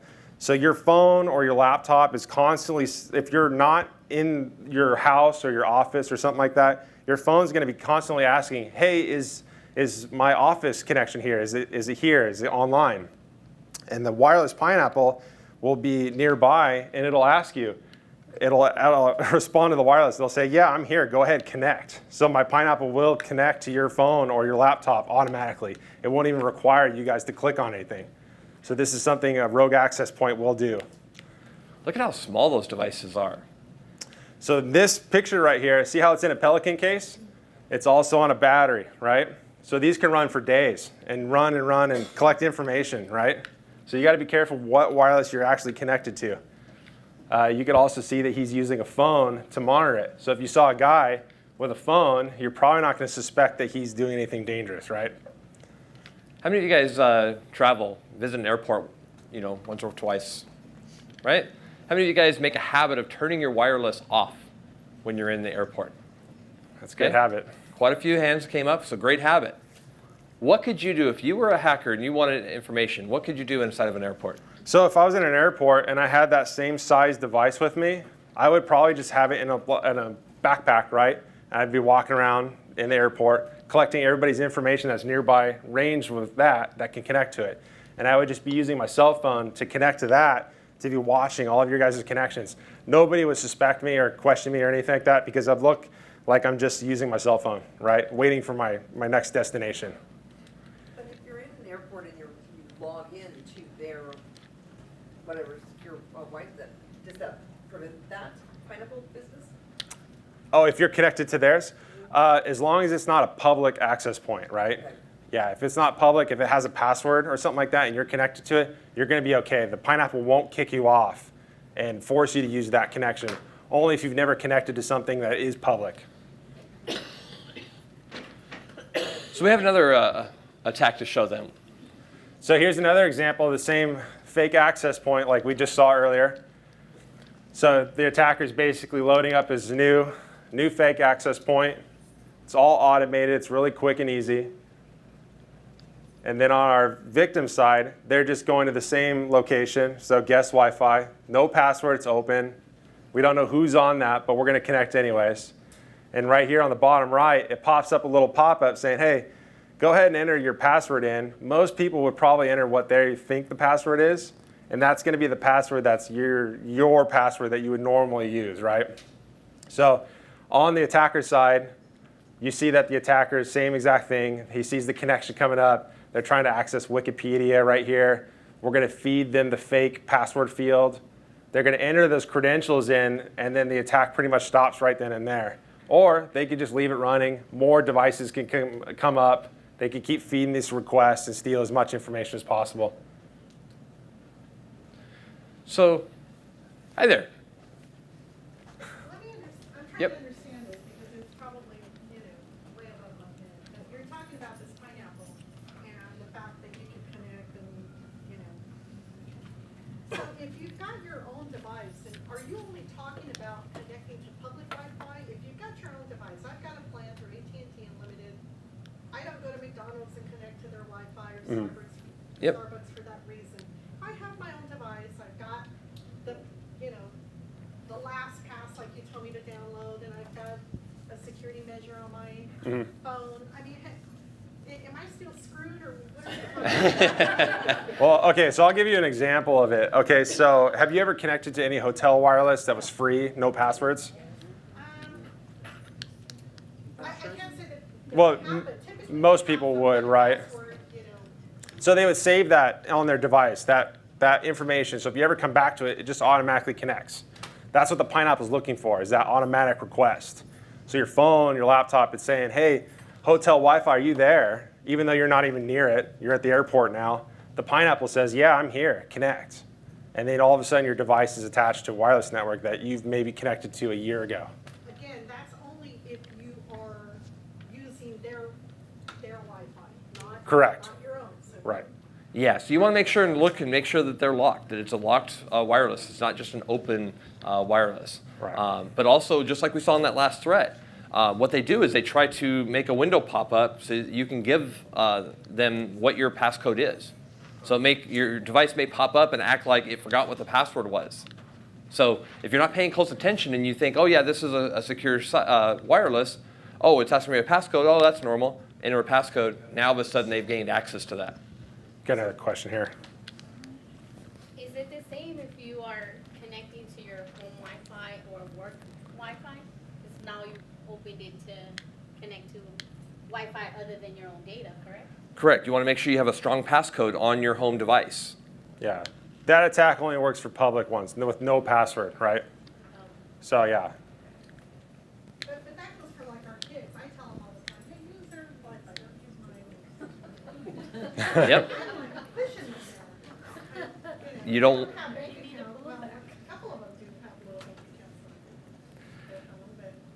But if those devices then connect on the same wireless as you're on, there's always a chance. So it's best to try to avoid those at all costs.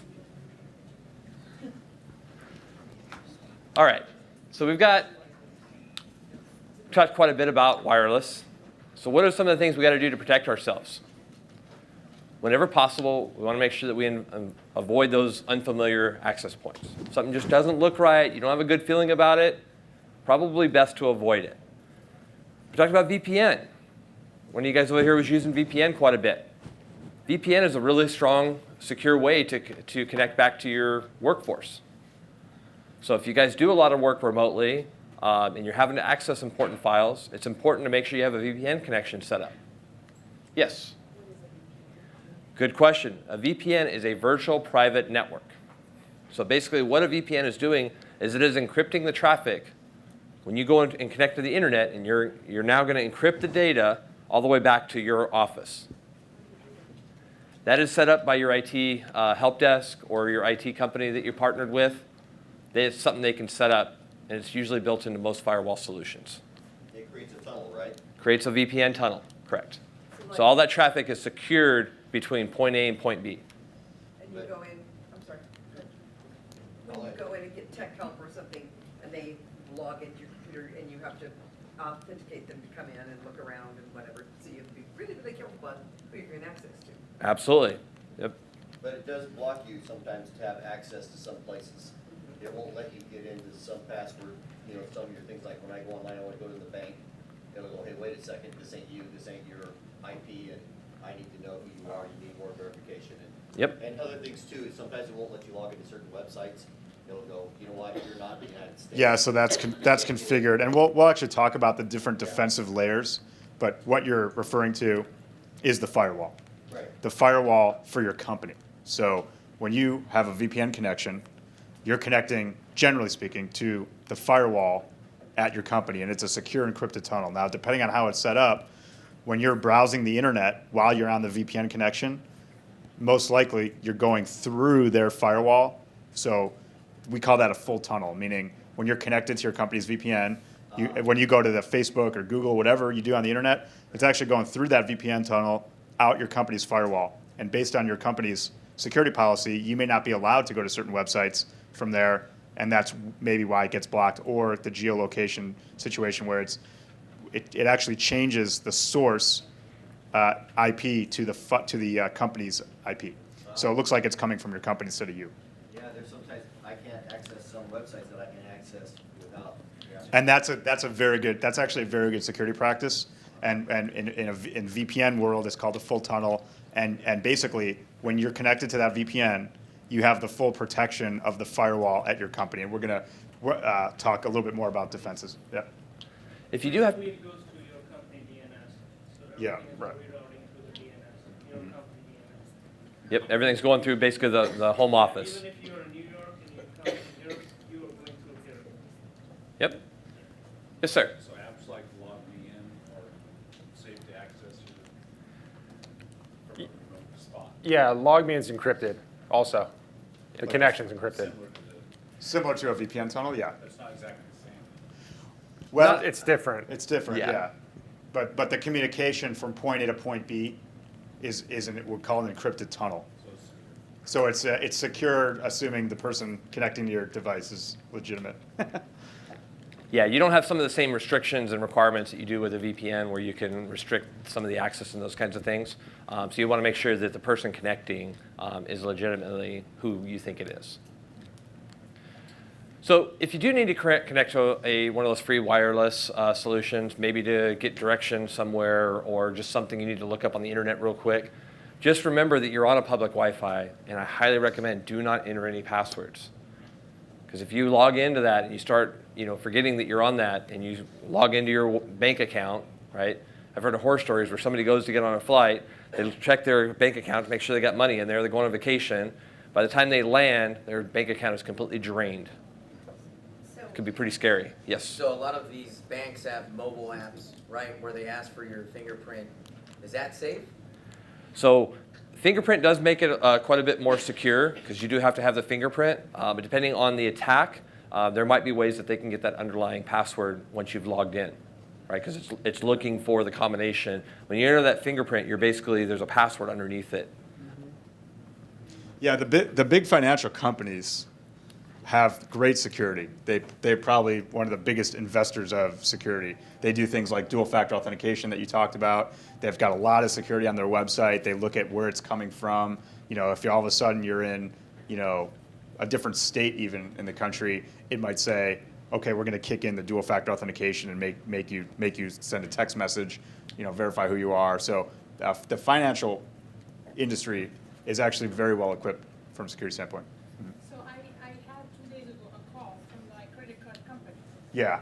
Somebody was trying to charge Yeah. my card, at a 7-Eleven. Right. That's it.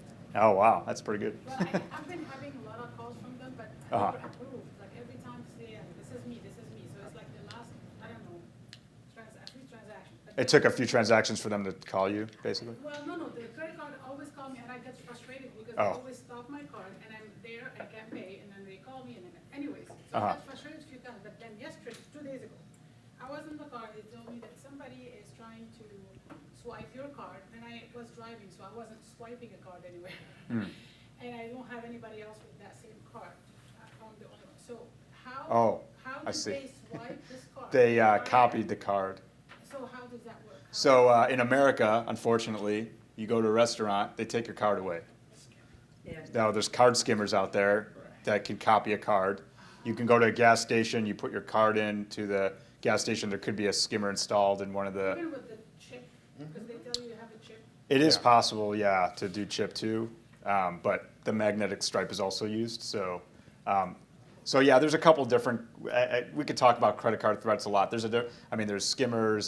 There's just straight up phishing. Getting your credit card number and your billing address is all you need.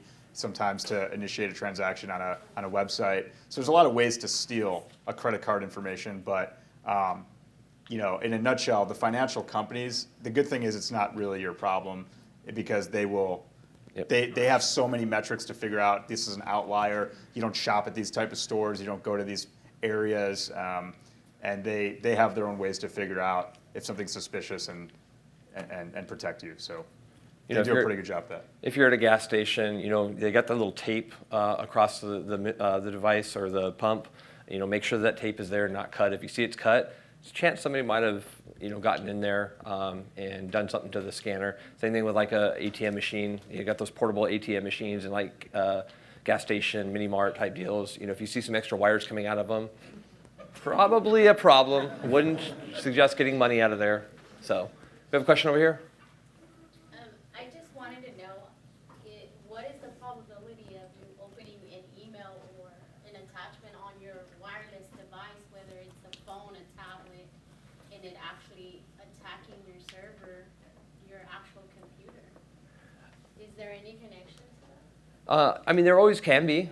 We can't say, you know, as of right now, I'm not aware of any that have come from a mobile device. Have you seen any? Usually, the thing with mobile devices, especially like iOS device, for example, there's no malware that we know of. That, I mean, there's been maybe one situation where, for Apple, for example, there was a developer ID stolen and then a bad application was made, like a malicious application. But generally speaking, Apple is pretty secure because their apps, you can't just make an Apple app and then make it malicious, right? So for Apple, the worst thing on an Apple phone, I should say, or iOS device, a tablet, the worst thing usually that could happen to that device is you click on a link on an email and it goes to some other page to get your password and stuff like that for work. Generally speaking, we don't see like piece of malware hitting the iOS device and causing issues yet, but you still have that phishing threat where they could steal your password. You think it's PayPal, you think it's your bank, and you put in your username and password. Now, Android devices are a different story.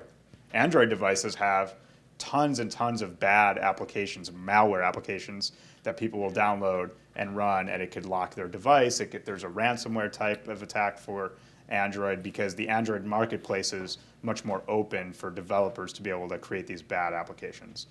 So for Android, for example, Sophos has a free, and I encourage everyone to download it, there's a free security application for Android that will detect bad applications. One example, I have an iOS device, right? And I told a buddy of mine at work, hey, you should use this app for your expenses. It was called Camera to PDF. It's simply, you take a picture of a file and it turns it into a PDF file. Well, that same exact name of that application for Android turned out to be a malicious application. So it just, you know, so that's a thing you just want to be aware of with your mobile devices. Yeah. But even with iPhones and Apple devices, I mean, those threats can eventually expand, and who's to say that there can't be an attack at some point? Right. The other thing that I would say is you guys may use, like we talked earlier about Dropbox or OneDrive or something like that, right? You could have business files that you're accessing, and you go to open this file and it gets corrupted, and next thing you know, that corruption, you know, gets pushed down to your other devices that have it, and now all of a sudden this file is lost. Hopefully you have the ability to restore it, but it can really become a huge inconvenience and can, you know, become an issue for you. And how would you prevent that specific scenario, Dropbox, OneDrive? Well, that's where you want to pay attention to the files that you're looking for. I'm not saying that those threats are out there. I'm saying those are things that could potentially happen. So it's even more reason to pay attention to the phishing emails that are out there and pay close attention to those links. And making sure that, especially on Android devices, you don't install stuff that has malware. So we also talked about, you know, we have those saved networks. You know, you guys go somewhere, you don't want to have to enter the password multiple times. Whenever possible, you know, go through and scan through those and remove anything, especially if anything's in there is open, you don't have a password associated with the wireless, remove all of those. There's no reason to keep those saved in there. And also make sure, by default, this should be the case, but make sure you haven't disabled your Windows firewall. Or on a Mac. Mac has a firewall as well. Make sure you keep those things enabled. And then, of course, we talked about your wireless devices. Whenever not in use, you know, make sure you disable that wireless. Help minimize that risk. So we got to focus right now on defense. Talked a lot about the threats that are out there, a lot of the challenges. How do we help protect ourselves? So from a business standpoint, it's a little different than a personal. So we need some technology, right? Right. Yeah, so this is definitely my biggest area of expertise. I've been in the defensive part of this game for over 10 years, especially defensive technologies, right? What kinds of technologies that are out there today that are essential for your business? How do you break it down? Because there's so much. Unfortunately, today, in this market where you have ransomware and all these problems that are prolific, there's definitely some snake oil salesmen out there that take advantage of that. So what I wanted to do for today's part is really explain what are the essential parts of security that businesses need to have, and what do they do? What are they actually doing for you? Now, if you want to break it down into layers, defense is a layered approach. There's not one magic bullet that's going to be able to protect you from everything. You have to be able to catch it. Think about like different filters and different ways you can catch things, right? Now, at the top, you have your gateway security. We talked about the firewall. Someone mentioned, for VPN. So the gateway security, the main part of most people's gateway security is the firewall. So what is a firewall, right? A firewall is separating your private network in your business from the rest of the world, right? Think about it as your front door that basically lets just about anything out of your house, but doesn't let anything in, unless it's a very specific thing that you want to let in. Let's say you have a web server. Most people don't have a hosted web server anymore. You're doing it through some other service. But if you were let's say you let email in, right? The firewall is saying for a very specific type of traffic, you're letting it into a server inside your network. And so the firewall is like the traffic cop. It's letting things in and out, and your IT will configure that firewall and make it appropriate for your business. Firewalls have been around for a very long time, since like the mid-'80s, but there's been a lot of, could you go back one slide? Oh, sorry. There's been a lot of development in firewalls, which we'll talk about in a little bit. Another part of gateway security, that a little bit more advanced, things like intrusion prevention, advanced threat detection, these are all part of firewalls today. Then you have your endpoint security. So you've got your network layer, and then you've got your endpoint layer. The endpoint layer is things you're all very familiar with already. It's antivirus. Being able to block specific websites is a big one. If you go to your office and you don't allow people to go to certain categories of sites, that's a part of security. Then you have server security. Servers are treated differently than endpoints. With servers, you might have an antivirus application on there, but you might also have something called whitelisting. Whitelisting is very important. Whitelisting basically says, these things can run, and that's it. So you don't let anything else run except for the very specific things that server's supposed to be doing. Then you have data security, which we'll talk about. How do you protect the data, the files itself? If someone steals the files, what's going to happen? If you guys talk about Dropbox, someone breaks in your Dropbox account, steals your files, that's it. They've just stolen your personal information. So how do you protect that piece? Then you have visibility. Being able to see, someone mentioned, it's just a matter of time before I get hacked. Well, that's true for a lot of people. For most people, it's just a matter of time. So if something does happen, or if something was attempted, how do you see that and how do you respond to that? So just going through these layers. Now, we're not going to go through all of this. Actually, I just taught a 2-day class just on this little thing right here, just on this one piece of security, because it's so in-depth from a configuration standpoint that it takes a lot of experience just to do this. But you guys do that kind of stuff with firewall configurations, so you leave that stuff up to the experts, right? But just to give you a brief overview of what's in a firewall, you have network protection, which is the firewall rules, what's allowed in, what's allowed out, right? Then you have identity-based, being able to identify what users are doing what. So when you're on your VPN tunnel, you mentioned you VPN into your company, right? They can tell who you are because you have a login, so they know who you are. We call it the human layer, right? So what your users are actually doing on the web. Then you have web protection and application control. What that is in a nutshell is categories of websites you're allowed to hit and not allowed to hit. Remember before I said that we have 20 to 40,000 URLs a day that are malicious? Well, that's a category of malicious websites that the firewall right off the bat can just block so that you don't get infected any further. Then you have email protection, right? So we talked a lot about phishing. We talked a lot about spam, right? Phishing is just a type of spam, messages that you're getting that you don't want. Now, most of the spam that we catch are what we call known spammers. And we have things called RBLs, real-time blacklists, that are blocking that communication. So if you were to just turn all that stuff off, you would be getting so much spam, it would be unbelievable. If you were to turn off that particular technology, you guys would be getting hundreds and hundreds of spam messages a day that we just block because we know that these IP addresses shouldn't be allowed to send you mail. There's also other technologies beyond knowing that the IP address is bad, the source IP address. We can also we can look at the message, and the technology in the firewall can say, well, wait a minute, things are spelled incorrectly. There are links that are obfuscated. There are certain things, indicators within the email that we know it's probably spam. So we put it in a quarantine. You've probably seen that before, where you can unjunk a message, right? So that's a very important part. Then you have wireless access control, being able to control your wireless access points. And someone mentioned they had guest wireless, right? And someone mentioned, well, if I have guest wireless, am I just open? Well, you could be. It just depends on how it's configured. If your wireless access is only allowed to go out to the internet and nothing else, and not touch your corporate assets like your servers and stuff like that, then that's generally a safe thing to do, right? That's a good security measure. But if you have a wireless access that's on the same network as your corporate assets, like your corporate laptops and your corporate server, well, then you've just given the guy in the parking lot access to your server potentially. So you want to segment your network appropriately. Then you have web server protection. I'm not going to get too into that, but if you had a web server, you need a way to protect that server from attacks, right? Then you have reporting, visibility, being able to see what users are doing, what sites they're going to, what attacks are being attempted against your users. So that's very important. And then you have something called synchronized security. So synchronized security is a concept that my company has created.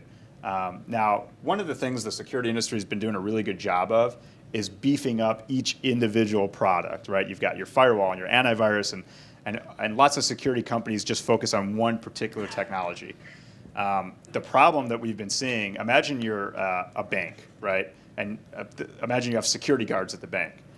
And each security guard is getting better training and better weapons or better body armor, but they can't communicate. They don't have a radio to say, well, there's a guy at the front door. There's a guy trying to rob this part of the bank. Well, that's where we're at today a lot of times with security. We don't have a way for the security technologies to communicate. So one of the things Sophos has developed is a protocol that our firewall, for example, can talk to the endpoint. So if the endpoint is compromised, the firewall can block those machines from accessing the servers, which would, things like stopping a ransomware attack that's spreading like a worm that he mentioned. So those things are pretty important to security today, to be able to react without human intervention. And that's a really important topic, because imagine, this whole WannaCry outbreak and how one system could get infected and could spread across all these other machines that are on the same network that had the same vulnerability. With the Sophos technology that he's talking about, those devices are isolated. They are limited to no internet access, no more network access, and it's only that machine that's gotten infected. And we actually did have one of our clients that had clicked a link, and yeah, it messed up their computer, but it did not spread anywhere further. Had that not been installed, that entire network would have been infected, including all of the files and data that's on the servers, all of the information that's on their Dropbox, their OneDrive, whatever was on that PC. But luckily, because we had the technology, it stopped that outbreak. So, my question back there? Yeah, does this work with any firewall, or is this The idea of a synchronized security, that's for Sophos, it only works with our Sophos technologies. Okay, Yeah. it doesn't work with the Sonic Wall or No, Sonic Wall it'd take a long time for them to catch up. Sorry, they're a competitor. But I know their product very well. All right. So when we talk about these different threats, Travis, I think you've got a video here that kind of talks about the importance of a firewall. Yeah, so in this video we're going to show you right now, this is actually called a mass scan. And this is similar to what the WannaCry outbreak was kind of doing. So what we're doing right here in this scan is we're scanning 16 million computers. and we're looking for one specific hole or one door into their network. So I can grab a list of them or just a single guy if I want to and just focus on that one target out of the 16 million. So it's a very fast scan. It takes a little bit to get started, but if you look here, each one is an address on the internet. And this is pretty much going through each machine and looking for that one specific hole. So we mentioned you guys are just a number on the internet. This is essentially what we mean. These hackers are just doing a mass scan, looking for anything open, and they just have hundreds of these machines running, scanning all of this stuff, and all of a sudden it saves and says, hey, I found 4 IPs that have this vulnerability, this port open. Now, port 80, probably not going to do as much with as if like an SMB share or some other port that just really shouldn't be open is open. They're going to drill in on that. So in the next example here, we have this is a target scan, and this is just an individual computer that we have on the internet that we opened up to the public, basically with no firewall protection, which is what we just talked about just recently. So without firewall protection, we're looking for any open doors on that system. So I'm starting the scan right here. Here's my target, and these are all doors or entry points that I could connect to and see what services what that company has, right? So in doing a scan, we came across this one IP and noticed they had a lot of open vulnerabilities, if you will. Now, for their own sanity, we blocked out their information, but you can see very quickly, if I was a hacker, I would see this and I would say, which one of those is going to be the easiest way for me to get into that system? And I have more than one choice because they're not preventing me from accessing any of those choices. So the next piece that we have is we really got to focus on the endpoint and the server side. Yeah, and so this is the other layer, right? You talked about network layer, and now we talk about the endpoint layer. Now, this particular slide is referring to the traditional defenses. These type of defenses have been around for a very long time. Traditional antivirus is signature-based, blocking websites that we know are malicious. Host intrusion prevention is it's kind of an advanced technique, but it's basically looking at the applications and saying, well, there's some suspicious things going on here, so I'm going to stop this from happening. And then client firewall, so being able to say, well, this client can only, this machine can only talk to the internet for these particular applications that should be talking to the internet. Maybe your internet browser should be talking to the internet. Your instant messenger should be talking to the internet, but not maybe some other application that shouldn't be talking to the internet. So that's what client firewalls would do. Now you have advanced techniques. So you may have heard the term next gen. That term is thrown around a lot in the technology space. Next generation, next gen. So what is next gen? To be truly next gen, you have to be able to stop the traditional malware and the advanced malware. Otherwise, you're only half of a solution, right? So with Sophos, we have next gen defense techniques, right? And there's the thing about the Sophos endpoint security is that we don't believe in a silver bullet. At the endpoint, there are multiple ways where a piece of malware would get stopped. We don't want to get too geeky here, but just to give you a few examples of advanced techniques, anti-ransomware, right? Well, what are some common indicators of a ransomware attack?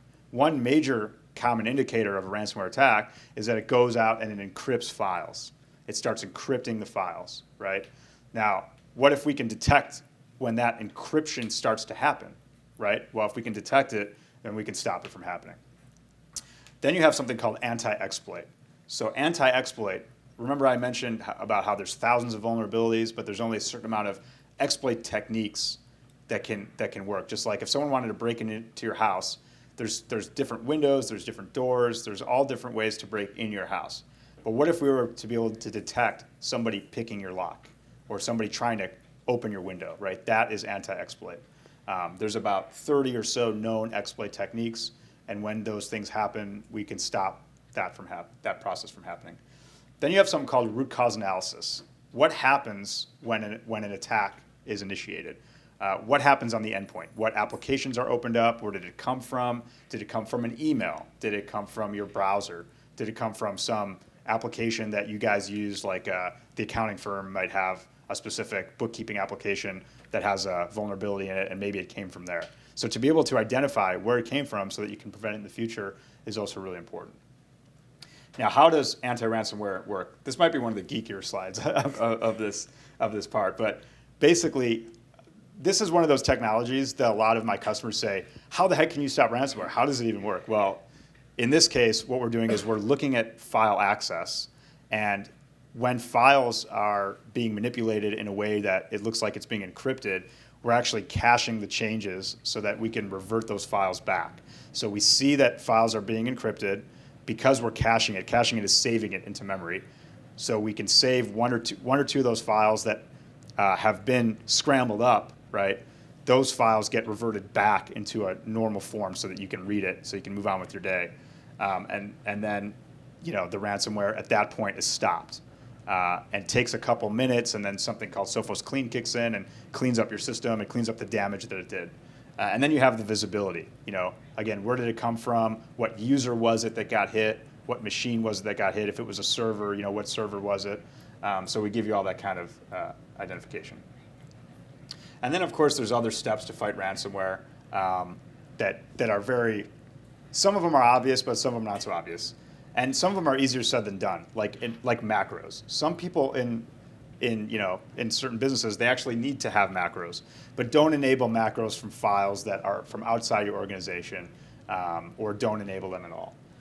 Be careful about opening up attachments, right? If it's an unsolicited attachment, you get an email from a friend you haven't spoken to for a long time, and there's an attached Word document on there. That's kind of weird, right? So don't open that up. Don't give users more login power than necessary. Don't give them the ability to be able to log into any server on the network or anything even on their own computer. Don't let them install anything that they want.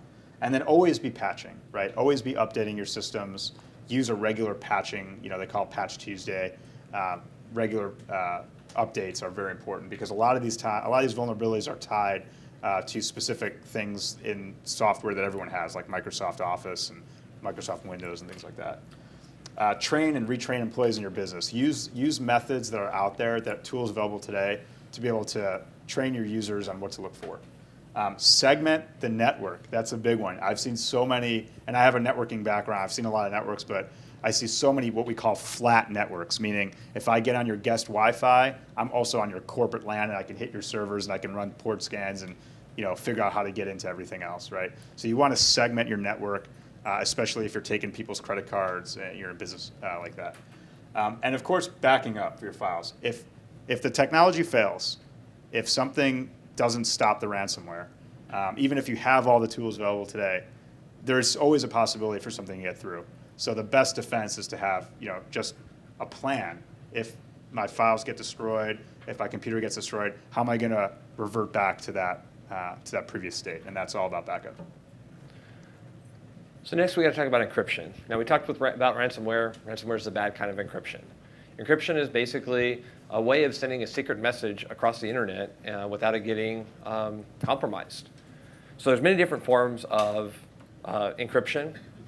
Here's one. Encrypting company data is important, but also kind of complicated. So I came up with our own way of encrypting everything we do here. Hey, does that meeting start at 3? Usday at they, eating may, arts day, at a ethray. S-yay. I a, 8a, I may obj. Well, sorry, one more time, a little slower.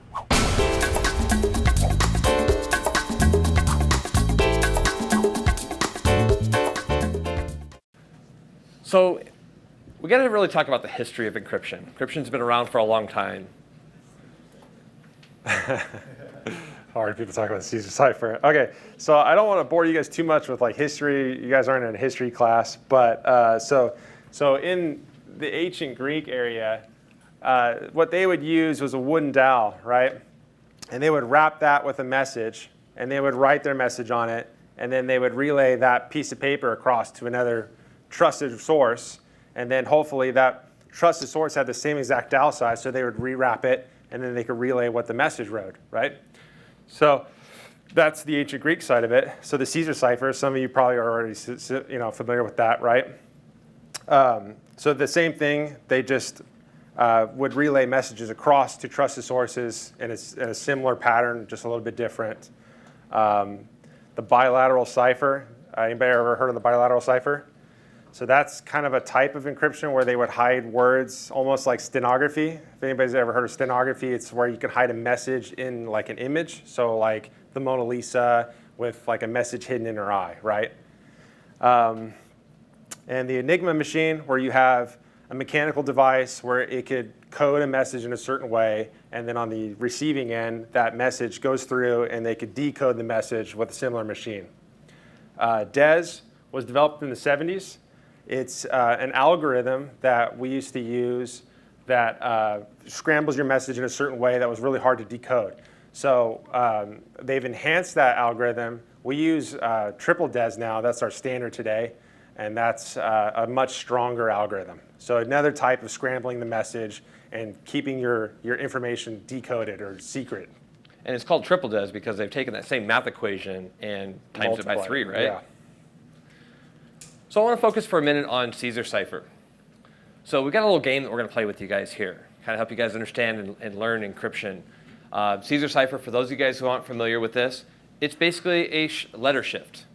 So if we wanted to send a secret message across to somebody and we didn't want somebody else to be able to know what that message is, say you're passing a note in high school math class, right? So basically what we're going to do is we're going to scramble it. So every one of our letters is going to shift. So we're going to do one of these exercises together with you. But in this example, you have E that is now changed into a B. So that's what would be considered a 3-letter shift. So we're going to do the first one together. So we have this message. I'm going to give you the first letter.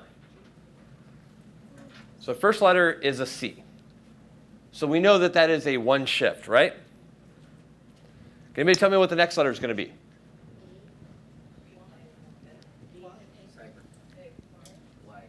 It's going to be a Y, right? So now what's the next one going to be?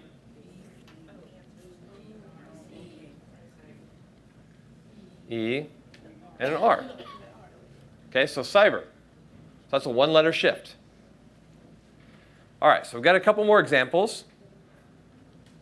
This one you guys are going to do on your own. So how many letters of a shift is this one? So we've got some piece of paper we passed out to everybody. Go through and calculate it. Now each one of these puzzles, they're all going to be the same shift. So every letter in there is going to be the same shift. Each puzzle is going to have its own unique shift. So this particular one, all of those letters are going to be the same shift across each letter. And it can be forward and back too, right? Mm-hmm. All right. So go ahead and try that. First person who gets this, we've got some little prizes.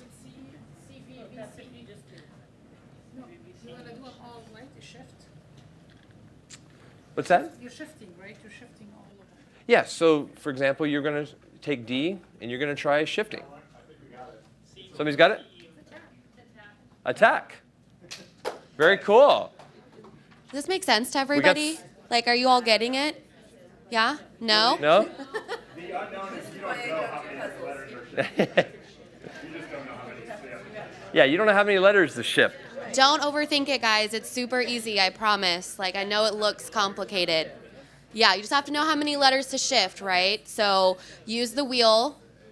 You have to kind of go through, like, is it going to work with 1 shift, 2 shift, 3 shift? Does that make sense? Is that making sense? It's hard. You're basically guessing. It can be forward or That's what backwards. you have to figure out, right? So you Yep. have to kind of go through a couple. Can you buy a vowel? It's not going to be like 23 or anything crazy like that. It doesn't take that long. So let's try the next one.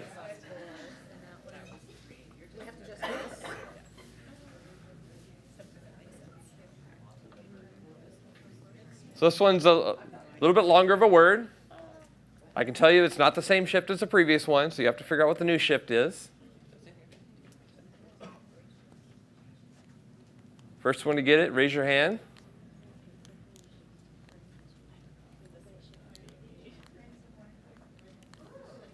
Heard it? All right, what'd you say? All right. Ransomware, okay. So that was 1, 2, 3, 4, 5. Right? That's right. Yep. That's why I don't play cards either. All right, we got one last word. Now, key thing here, remember this can go forward or backwards. What's that?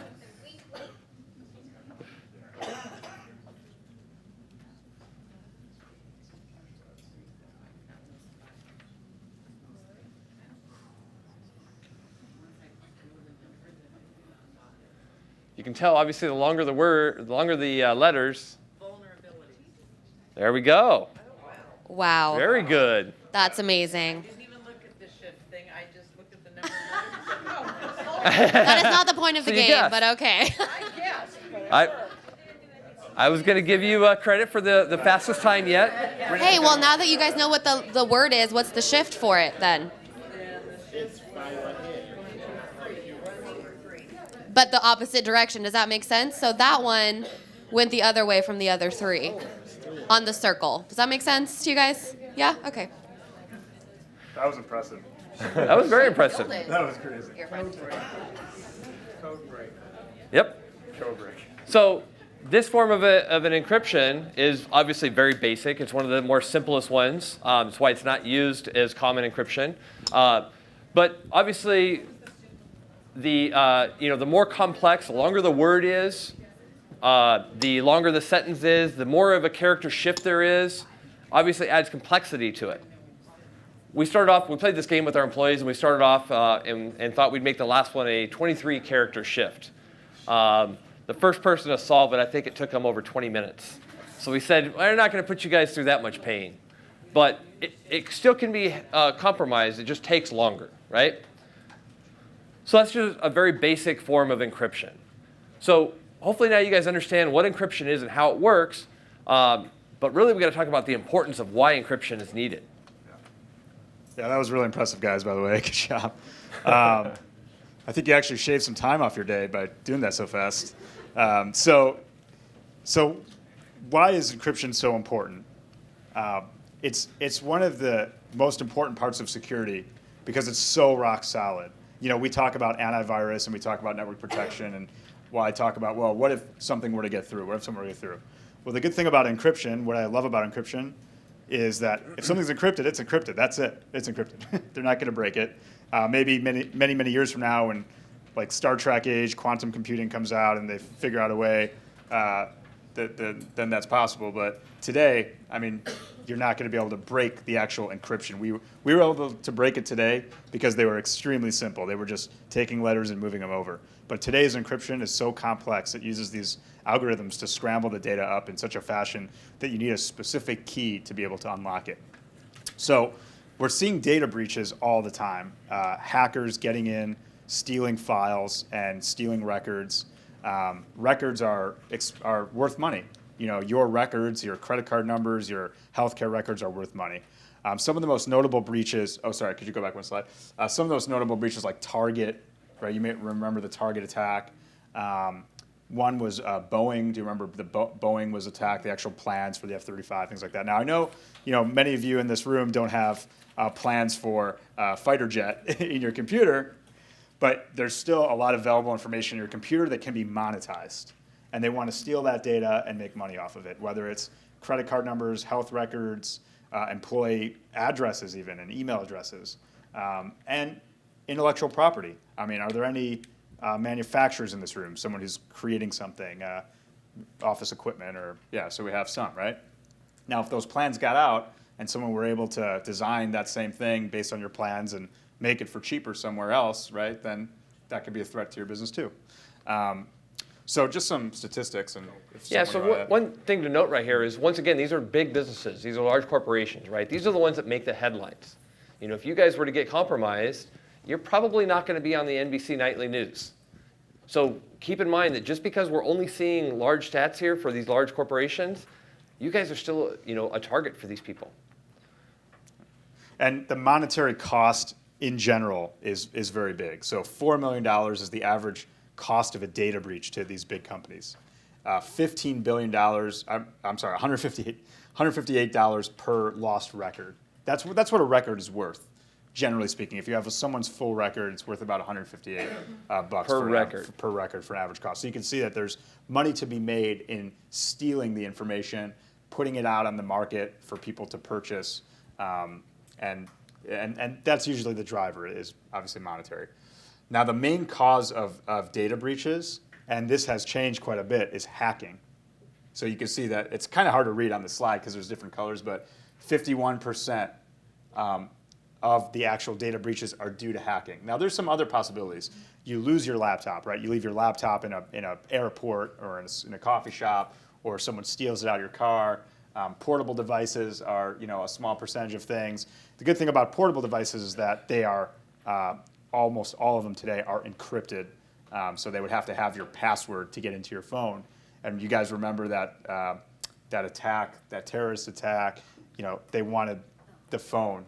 They wanted the guy's phone, right? They wanted to yes, San Bernardino. So the FBI wanted to decrypt his phone, and there was all this argument between the industry, between Apple, saying, well, we can't just give a backdoor to the government, because once we give the backdoor, then it's out in the open, and then someone else is going to have it, right? Someone's got the backdoor. So that those devices are incredibly protected, at least with encryption. The problem is the files itself. Encryption use is still very, very spotty. So 56% of organizations are not using encryption. They're, so that's a pretty big gap, right? And a lot of people are afraid of encryption because encryption it sounds really complicated, but we wanted to make it seem understandable and simple to show you what it's actually doing.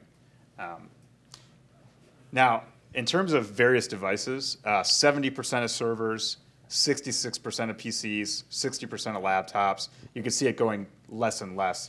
Mac devices and mobile devices are less likely to be secured by encryption.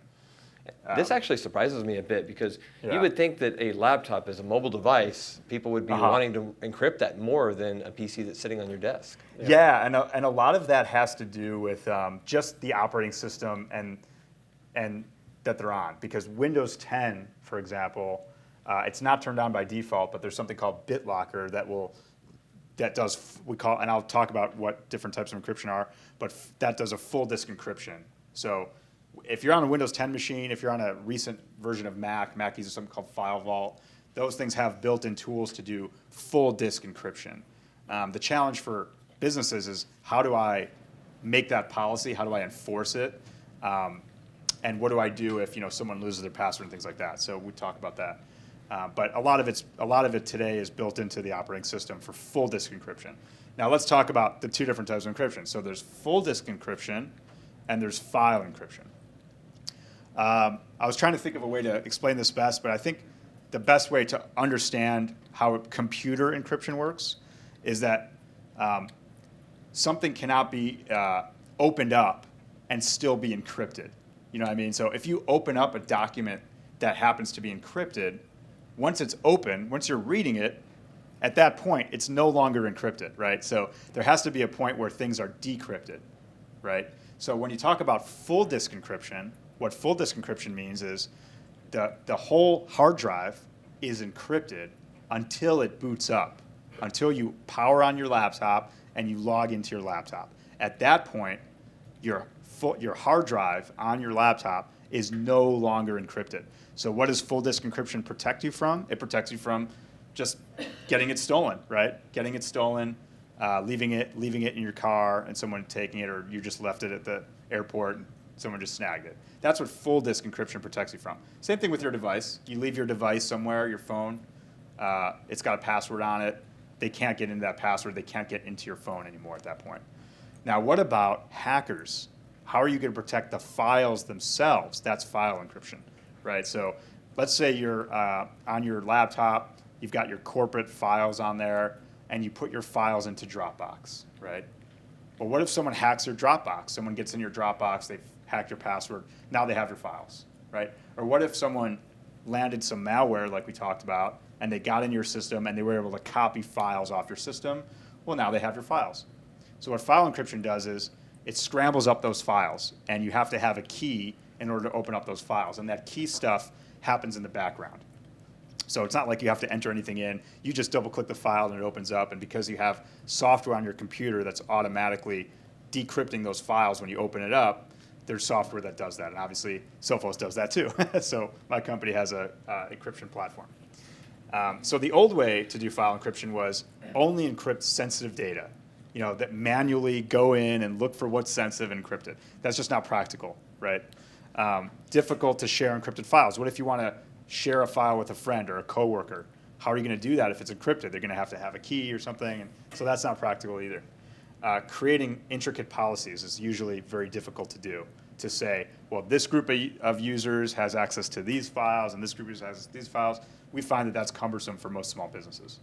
Hacked systems are vulnerable, and apps didn't talk with each other. So that was the old way of doing encryption. Now, the better way of doing it, our philosophy of encryption is encrypt everything automatically. So any business files are encrypted. You open up, you have a Word document, you create a Word document, it's encrypted. You have a PowerPoint document, it's encrypted, right? Just identify the business files that are out there that have, basically all of them, any files that you typically open up, Word documents, PowerPoint, Excel files, and based on the file type, it just gets encrypted. Kind of like ransomware. It's kind of like using ransomware for good, right? And making it simple. Making it so the users have no idea that this is happening. It's just happening. They open up files like they normally do, and there's no disruption in their work. Making it simple for the administrator to configure. This is interesting. Remember I talked about synchronized security on the firewall and the endpoint, and the firewall blocks the endpoint if something suspicious is happening? Remember that? So imagine encryption works the same way. Something suspicious happens on the laptop, and the keys themselves, the keys that are used to open up the files, are gone now. So that means if the machine is compromised, even the user itself cannot open up those files until that machine is clean again. That is an ability we call synchronized security as well. And then revoking keys from untrusted applications. So you don't let any application open up your encrypted files, right? Now, what application should open up Microsoft Word documents? Microsoft Word, right? Now, if you had some random application all of a sudden opening up Microsoft Word documents, I think that might be some kind of compromise. So being able to say, well, these applications can't open it up, so it no longer has the key. And these mechanisms are built into our product. And if you want to learn some more about encryption and kind of some best practices and stuff, you guys actually have a best practices document that you can download. So if you guys are interested in that, definitely hit up Paul afterwards, and he can tell you where to find that at. Yes, sir. Quick question. As far as encrypting all the data, I know we've talked about it at my office over the last few years, and there's some speed concerns that have been brought up. Yeah. As far as being able to open files timely. The good news about that is that when you talk about full disk encryption, that used to be a big concern in terms of, if you're going to encrypt the entire disk with some kind of software, is that going to slow down my machine? And in some cases, yes, it does. However, today's full disk encryption, most of the time, if you have, a newer operating system like Windows 10, it's built into the machine, it's built into the operating system, and it uses a chip on the laptop itself for the key store. So there's been major improvements in the efficiency of encryption because of Microsoft and the processors and things like that. As far as file encryption, there might be it'd be very, very hard to determine how much, because it's such a small amount. When you open up a file, maybe it takes like a couple milliseconds to open up more. So not too much of a big deal. All right. So we talked about those 5 common mistakes.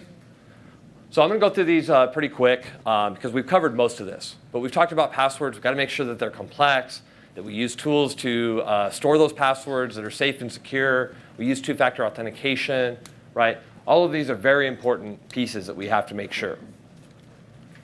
We have to make sure that we're educating our staff. We've got to make sure we're training them, that we know what topics to cover with them, that we know when is the right time. If you guys have regular company meetings, we want to make sure, hey, bring up some of these topics on a reoccurring basis, some of which you may want to cover more than once. We want to make sure that you have a way of reviewing and knowing who your challenged employees are, who your repeat offenders are, and how we can make sure that we monitor them. Mobile devices, there's a lot of risks out there. We talked about apps that are on the App Store. iPhone stuff is usually much more trusted. Android stuff is a little bit more suspect. So make sure you pay close attention to who that app was written by and what its purpose is. Do you have any favorite iOS what am I trying to say? Out of these, can you recommend any specific products? So for an antivirus product, Sophos actually has a free antivirus product that he was telling you about for the Android. I believe you guys actually even have it for the iPhone as well. They also have a home edition of antivirus that you guys can run on your desktop devices as well. And then we talk about routinely performing software updates. Got to make sure that we do perform those Windows updates. Make sure our antivirus software is updating on a regular basis. Any third-party tools, like Java or things like that, pop up, say they need to be updated. Make sure you guys update those. You may get a browser window. If you guys are using Google Chrome or Firefox, you may get a little message pops up that says you need to update. Make sure you click that. And then obviously you need to reboot your computers periodically. Some of these reboots will prompt for a reboot. Some of them don't, but it's always good practice to reboot your system at least once a week or every couple weeks just to make sure that those updates are getting applied properly. And then we got to make sure that we understand the risks and vulnerabilities that are out there. Hopefully today's session is giving you guys quite a bit of knowledge around that. There's a lot more we could talk about, so definitely hit us up if you have any more questions. But we want to make sure we know what solutions are out there, where we need to invest in. We need to partner up with a technology company who is educating their staff and their team on those threats that are out there. And we want to make sure that you guys review your budget. Find the money to invest in these softwares. I know, budgets are tight and money is hard to come by at times, but we got to make sure that we invest in the technology so that we can make sure that we protect our network and our infrastructure. All right. So on that note, Nick, we got a little thing to offer these guys, right? Maybe. All right. So first of all, guys, round of applause for the experts here today. Did you guys like the event? Yes. Who learned something? Not everyone, huh? 90% of you. Hey, that's a lot better than most tests we give, right? So guys, again, hey, thank you so much for coming out. And one of the things I really hope you can leave with, right? We always have options that we can choose to do with our business. Okay? Pretty much everyone here learned something. Okay? So we can either go home, right, get back into our businesses, and we can choose to do nothing with that knowledge. We can have best intentions, right? Maybe talk to a couple of our employees. We just kind of maintain what we're doing now. You guys can always choose to figure it all out yourself, right? Research, make investments into researching security, But the challenge with this is we're not all experts in it, right? Trying to figure this out on ourselves and trial and error is going to take the longest time to get things in place, and it's going to be the most cost for our companies, okay? Or you guys can engage with the professionals, right? Engage with our technology. Now, one of the really, the core things I hope you guys took away from today was the vulnerability we have in our organizations. A lot of it is opened up with our own staff, right? Our own employees, inviting people into organizations. And by looking at a lot of these examples that the guys have showed, some of the stuff looks pretty good, right? And we don't know whether it's real, whether it's not.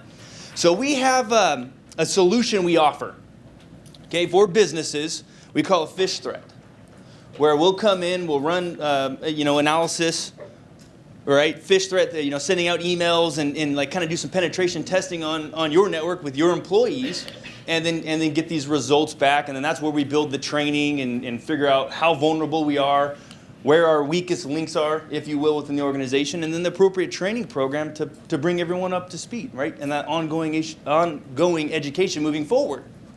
Now, normally, we charge up to $5,000, depending on how many employees you have, to run this type of assessment. For you guys, here at the event, you guys are very serious in wanting to grow and wanting to educate and wanting to be best prepared when it comes to security threats. We're going to offer 30 days for you guys at no charge. So we're going to run a free campaign for you. And when I say campaign, over this month, there's going to be multiple different mini campaigns in the form of different email threats and things that we're going to be sending out as a testing. And then we're going to get our team to review with you the findings. And then at that point, set appropriate plan in place, but at least now you have the knowledge and you know where you're starting at. So I think it's pretty cool. What do you guys think? Yeah? Who wants to take advantage of it? All right. We got a landing page here, guys. Go to arc.com/phishing. And you can register for it. Our team's going to then contact you to work and make sure we get the employees and the emails and everything else that we would need to run this campaign for you. And then I want to also introduce, we have Brian in the back. Raise your hand. Mark, stand up. You're not getting out of this. Raise your hand.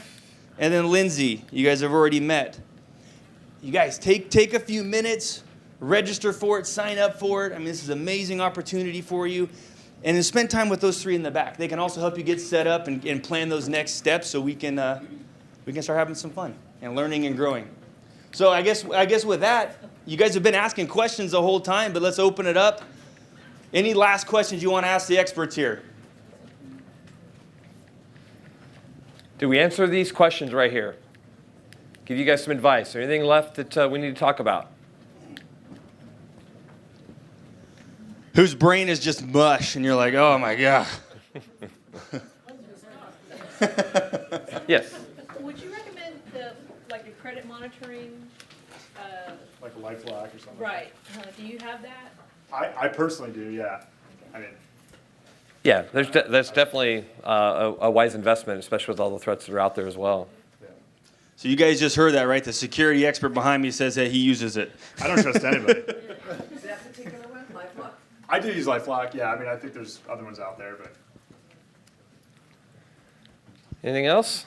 With regard to the cloud risk, our office still maintains backups all in-house. Yep. We don't do anything in the cloud at this point. Okay. Are we too antiquated? No. The cloud is an evolving beast. There's a lot of things that are moving to the cloud. There's some things that are harder to move to the cloud. We find that so I will say that Bakersfield is a little bit slower at adopting to the cloud than a lot of the larger cities are. Part of it has to do with our infrastructure. Part of it just has to do with the culture and the environment that we have. A lot of us are very much want to have that data in our office, so we know it's protected and safe and secure. And there's concerns. Is the cloud going to be around? I can tell you for sure the cloud is definitely going to be around. Are all the companies that are doing cloud going to always be there? Maybe not. Yes, there is definitely risks. I will tell you that one of the main reasons we decided to focus a lot on security is because of the move to the cloud.